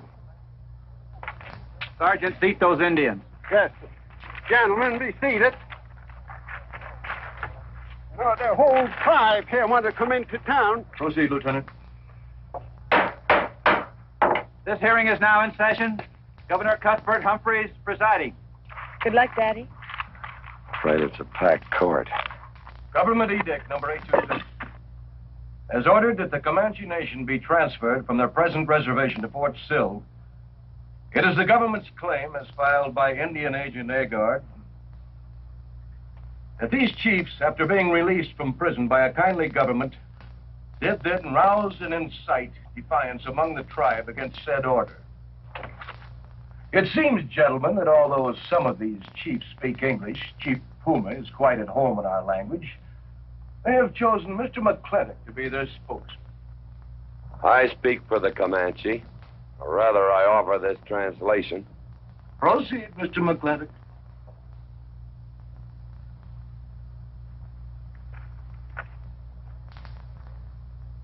The Comanche say, we are an old people and a proud people. When the white man first came among us, we were as many as the grass is of the prairie. Now we are few, But we are still proud. For if a man loses pride in manhood, he is nothing. You tell us now that if we will let you send us away to this place called Fort Sill, you will feed us and care for us. Let us tell you this. It is a Comanche law that no chief ever eats unless first he sees that the pots are full of meat in the lodges of the widows and orphans. It is the Comanche way of life. This that the white man calls charity is a fine thing for widows and orphans, but no warrior can accept it. For if he does, he is no longer a man. And when he is no longer a man, he is nothing. And better off dead. You say to the Comanche, you are widows and orphans. You are not men. And we, the Comanches, say we would rather be dead. It will not be a remembered fight when you kill us, because we are few now and have few weapons.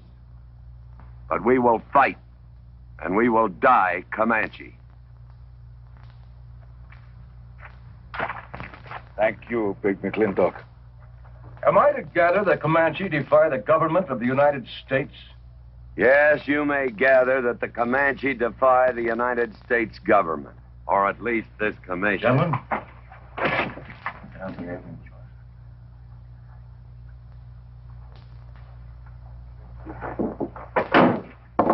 It is the order of this court that these chiefs be incarcerated until such time as the detachment of United States cavalry be made available to escort them and the Comanche nation to Fort Sill.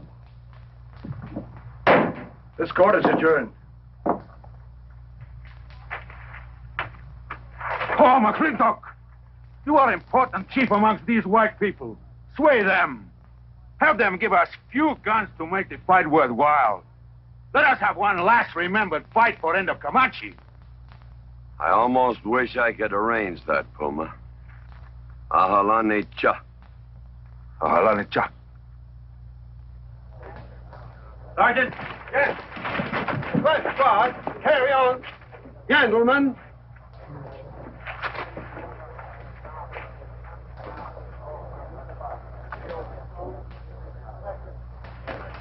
Sad, these changing times. It isn't the times that are changing, Mama.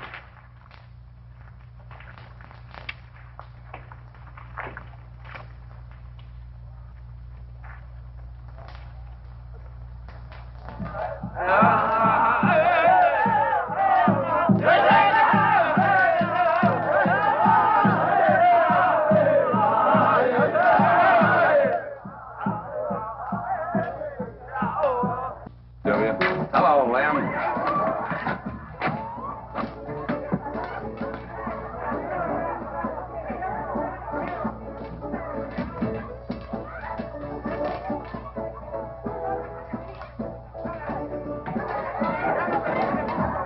Bunny? Oh, howdy, Mclintock. Hey, figured you'd be belly down drunk by now. I've been doing some drinking, Bunny. Is that boxcar still on the siding? Well, sure, but... But what? Well, I don't like it. You don't, eh? You figure if them Indians get out of there and lead the cavalry on a wild goose chase, that great white father's going to get nosy. Get nosy, and he'll investigate. And when they find out how that side-saddle governor's been messing things up, they'll give those Indians a fair trial. That's live ammunition in that boxcar. You know what'll happen if them Indians get some guns in their hands? Somebody's going to get hurt. Is Puma's word good enough for you? Well, I don't... Mclintock, you got yourself a partner. Leave me out of this. Hey, Mclintock. Good night, Bunny. Good night, Governor.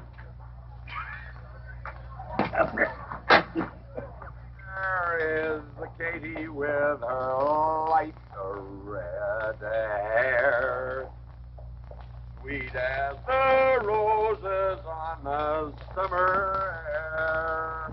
I'll find her somewhere while the moon is high, and tell her that I love her, and I'll love her till I die. Katie Gilhooly, young master's home. Katie, Catherine Gilhooly Mclintock, where's the woman? Mr. Mclintock.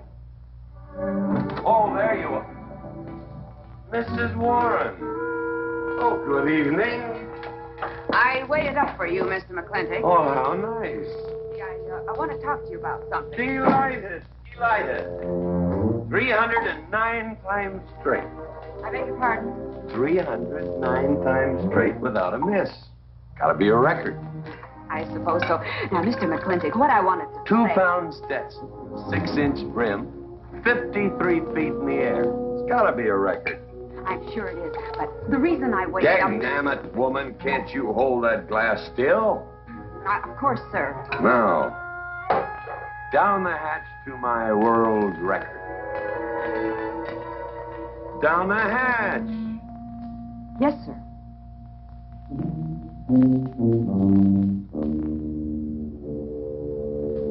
And now, to the governor of our territory. The governor of the territory, sir? Now, don't you stick up for him, Mrs. Warren. You're a fine woman, Mrs. Warren. But you'll certainly go down in my estimation if you stick up for Cuthbert H. Humphrey, governor of this territory. Don't mean to Down change... the hatch. Oh, yes, sir. Down the hatch. Cuthbert H. Humphrey, governor of our territory, is a cull. You know what a cull is, man?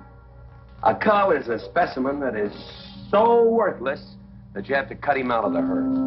Now, if all the people in the world were put in one herd, Cuthbert is the one I would throw my rope at. At whom I would throw my rope at. Natural born cull. Another touch, ma'am? Oh, no, sir, no. Well, I don't mind if I do. Good. Can't walk on one leg. Oh, I didn't mean to be vulgar, ma'am. Can't walk one limb. It's all right. Sounds silly. Only a bird can walk on a limb. You know my wife? Her name's Kate.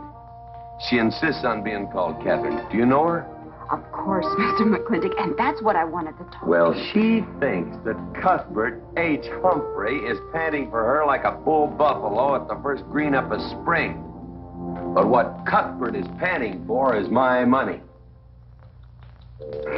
Don't make me feel like I'm drinking alone, ma'am. Very well, Mr. Mclintock, if you insist. Down the hatch. Good.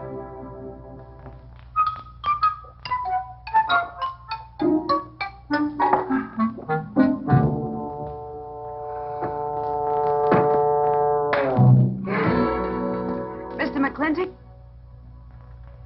I have something very important to say to you. Very important. Guess it'll have to wait till the morning. Toodle. Oh, it's all right. It's all right. Betty, bye-bye.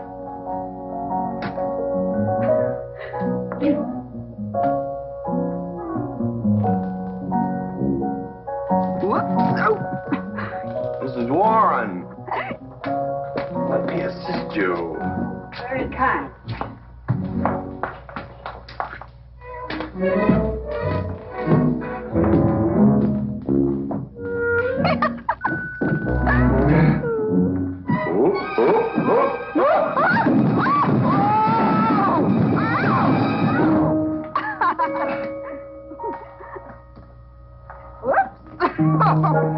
What's going on here? Now, Catherine, are you going to believe what you see or what I tell you? Mrs. Mclintock, hope you won't misunderstand. It's the first 100 women sitting on his lap that I misunderstood. Number 101 is quite simple. Now, G.W. Mclintock, He's gone to sleep. Just when I know exactly what I want to say to him, he goes to sleep. I waited up to talk to Mr. Mclintock. I wanted to tell him I was quitting. You see, Sheriff Lord has asked me to marry him, and... Oh, congratulations. I don't want to seem prudish, but if you are going to marry Sheriff Lord, it seems to me that you're sitting on the wrong man's lap.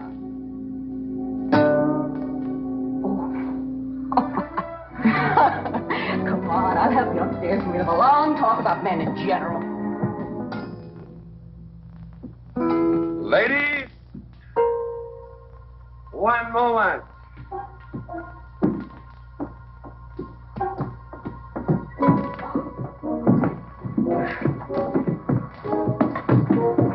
Oh! Watch out, you'll get us all killed! Oh! What?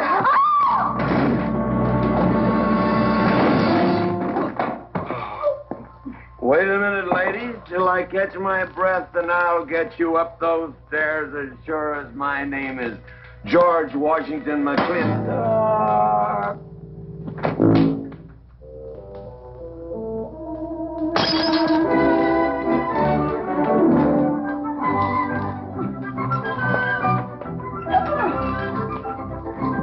You may be quitting, Mrs. Wallace, Mrs. Ward, but not tomorrow. I want my breakfast in bed. I want to know. I know. Toast, lightly brown. Somebody sure put a knob on my skull. Here's Katie. I was speaking. Katie, why? Mrs. Warren was there. Oh. And there you was there. Oh. And there that whiskey bottle was there. Oh. And Katie's temper being what Katie's temper is, well, there you are. Drago, old friend. Huh? My wife does not understand me. Why, she be different than the other man. Come on, I gotta get you upstairs. Get you ready for that big celebration tomorrow. What is it?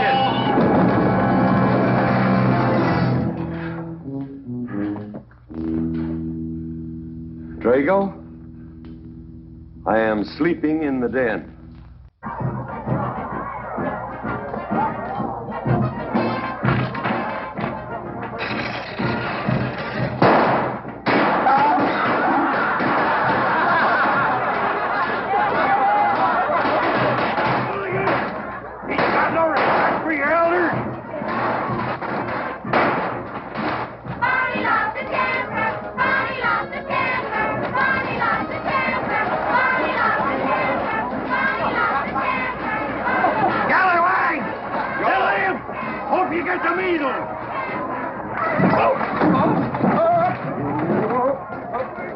Come on, get him aboard. Is everybody ready?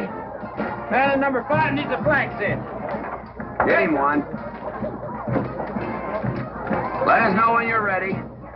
Ladies and gentlemen, it is my honor to present to you the governor of our territory, Cuthbert H. Humphreys. Thank you, Mayor.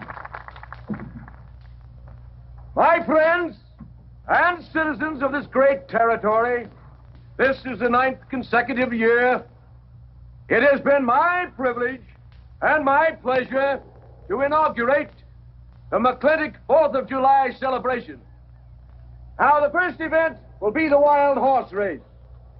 But before I fire this shot to start the event, I would like to say a few modest words regarding my stewardship of this great territory.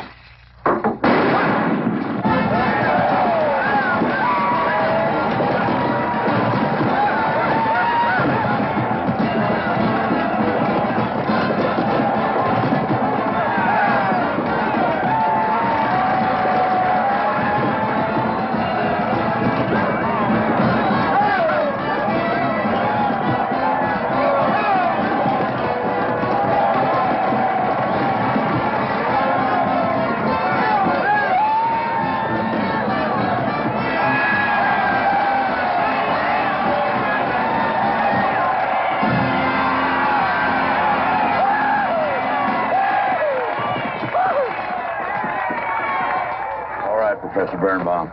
Gentlemen. Sheriff, here's your horse. Come on, get them all lined up. Come here, King. Now, boys, you all know the rule. It's twice around the inside, once around the outside. First cowboy that hits that finish line without busting that egg is the winner. And I caution you boys about some of them eggs, because some of them eggs are last year's holdovers. All right, mount up.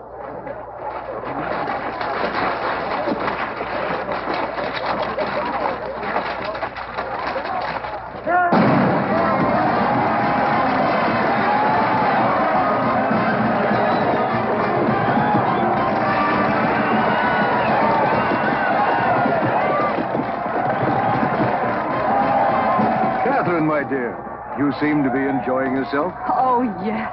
This is wonderful. It's the only thing I really do enjoy about this barbaric country, the 4th of July celebration. Well, Catherine, I've been here for 3 days. I haven't heard from you. Is anything wrong? Wrong? Well, I just hope that it hasn't been necessary for you to say anything to G.W. What are you talking about?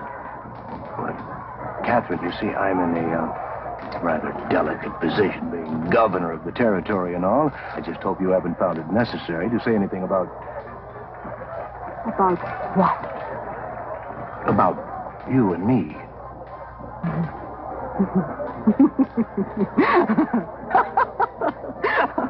Why, you pompous windbag. Do you think that you're the only man who's ever tried to play patty fingers with me? Who's ever tried to lure me into the moonlight? Well, no, but Well, I'm a big girl and I can take care of myself. My husband knows it. I can assure you, Governor, that your reputation is untarnished. Now get out of my way.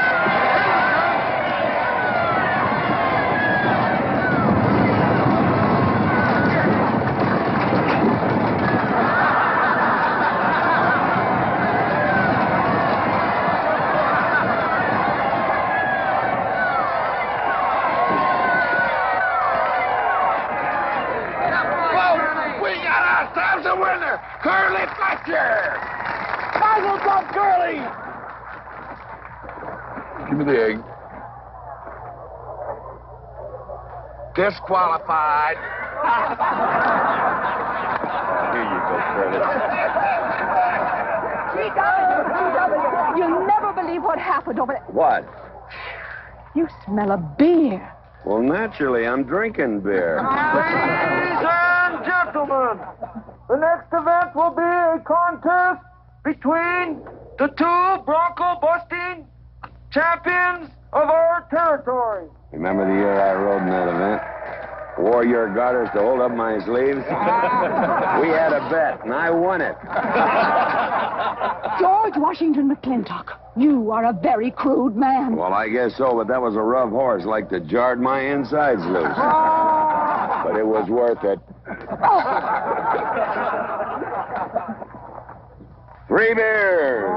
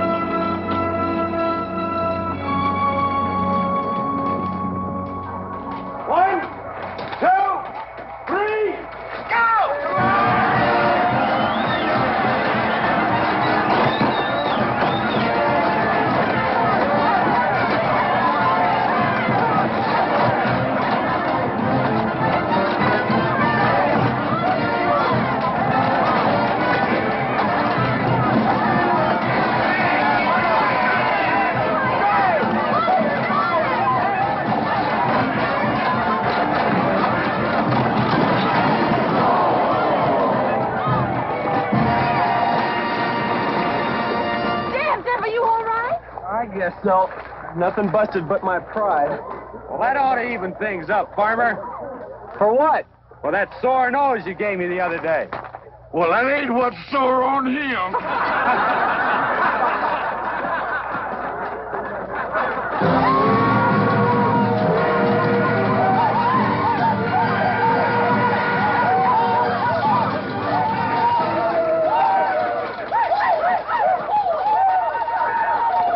The closing event is the top pony race. The finish line is at the barbecue. So start meandering. Come on. Now, what is that, false courage? Why, you know a Douglas doesn't ever use a thing like that. I want you to get on that horse, get out in front, and stay out in front. I'll be out front, Dad. All the way. Good boy. Now remember, stay out in front. That Agamemnon's a good horse.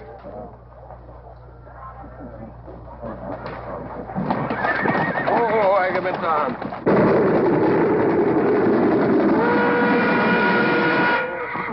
party and she's on time. Oh, boy.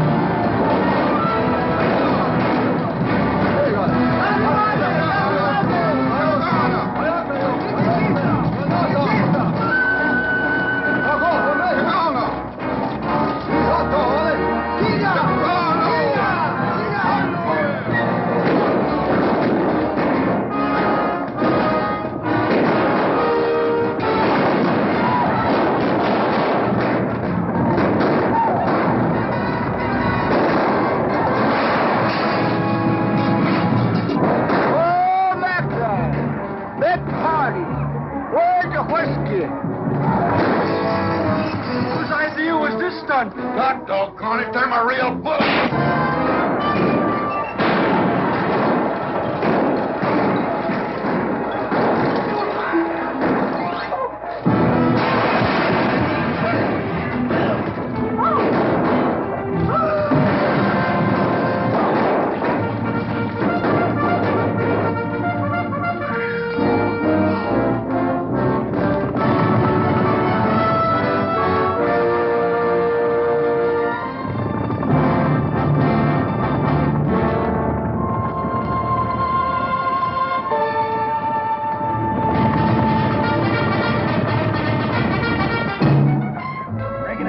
Excitement you'd want for one 4th of July, eh? Puma finally got his way, but I reckon he's riding out his last war party. He won't get very far. But one thing still has me puzzled. Where did they get the guns? I was wondering the same thing. My kidney's been bothering me. Funny? GW!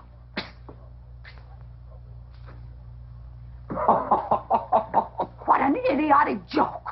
Joke? Do you think that was a joke? Oh, shut up. You want everybody in town to see me.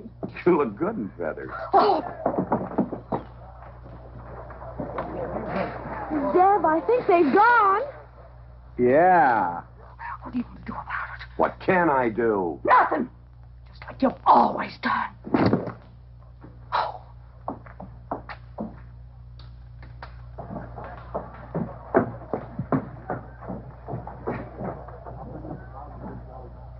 How long, GW? How long what? Cat, she's been riding herd on you for 2 years now. I'm a peaceable man. But my father used to say, you raise your voice, it doesn't do any good. It's time to raise your hand. Well, I've been planning to do something about it. I'll have another talk with her. Talk to her? Talk to her? Talking won't do any good. Becky, have you seen your... What's been happening around here? You've got hay all over you. Been some mighty sneaky goings-on here during that raid, Mr. Mclintock. Who was it said only a trollop could kiss a man before they were formally engaged? Oh, but we are engaged, sir. You are? That is, with your permission. Well, you've got it. Oh, Mrs. Warren? I think it's wonderful. I guess this is the only engagement that ever started off of a spanking. Mm-hmm. I reckon Birnbaum is right. All right. Lord bless us, this is going to be a great day. Doggone it, folks. Let's don't let a little old Indian raid break up a good barbecue and a rodeo. A mean sound. Let's go. You contestants, get ready for the cow pony race.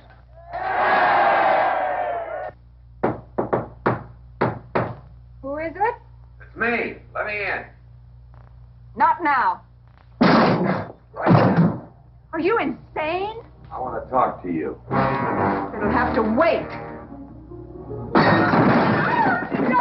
I've taken all I'm going to take from you. You are insane. You are going to tell me why you packed up, picked up, and walked out on me. 2 years ago, you remember, you came home from Denver with lipstick all over your...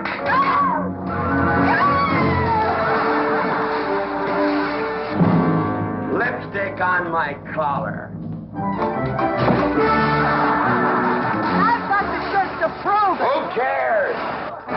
Why, you bigot.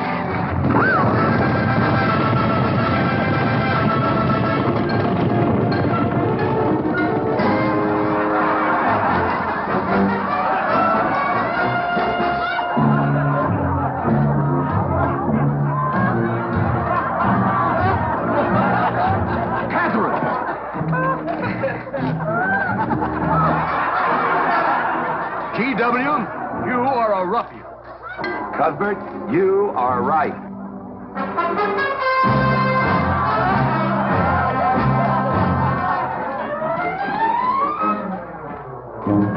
Well, what kind of a family is that? And danger, son. Who won the race? Who cares, Hagar? History's being made.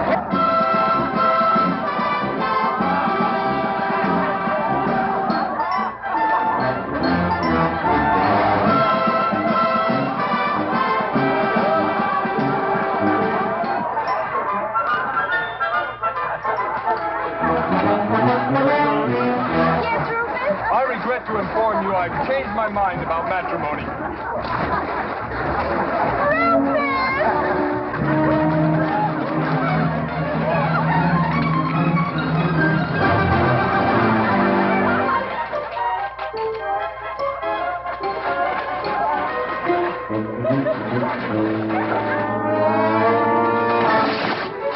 Hey, Mrs. Mclintock!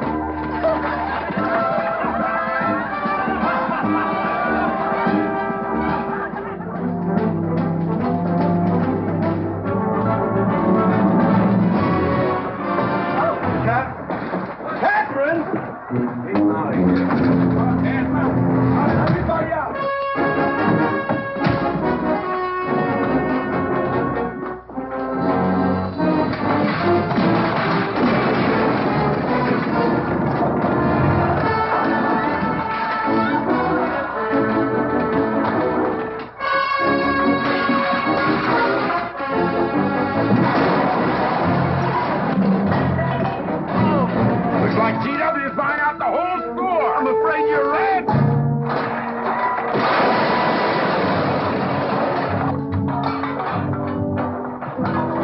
Clowny family! Clowny family!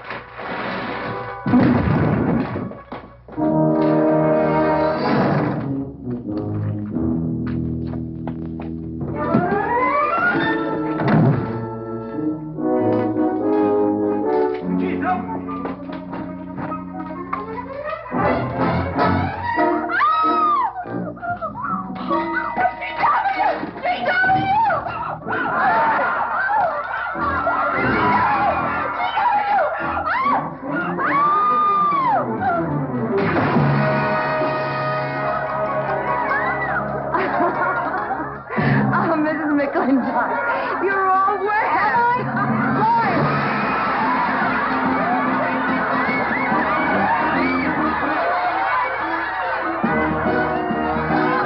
Wrong woman, T.W. Oh, pardon me.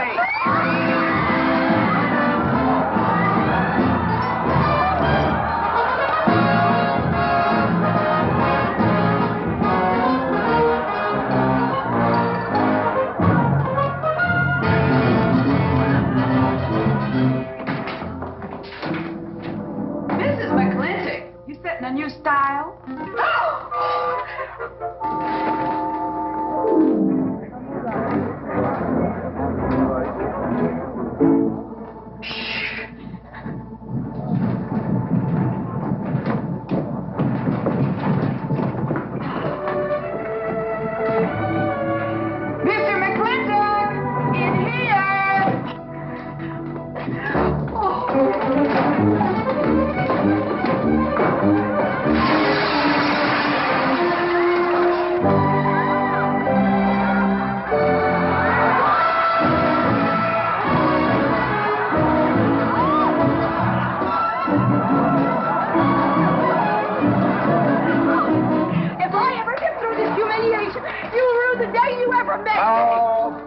can fight all you want. It won't do you any good. You've been digging those burrs into me for 2 years. Now you're going to get your comeuppance.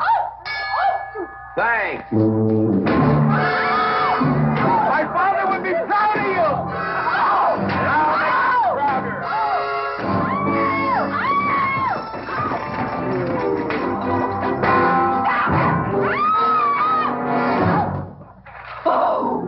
Keep it.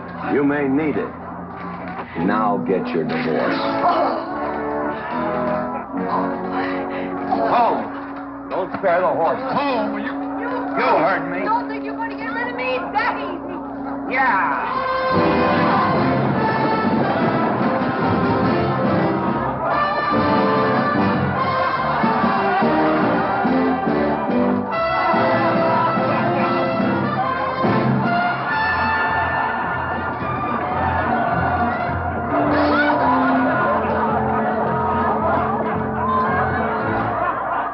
No more living in the capital? No. No more Newport in season? Nope.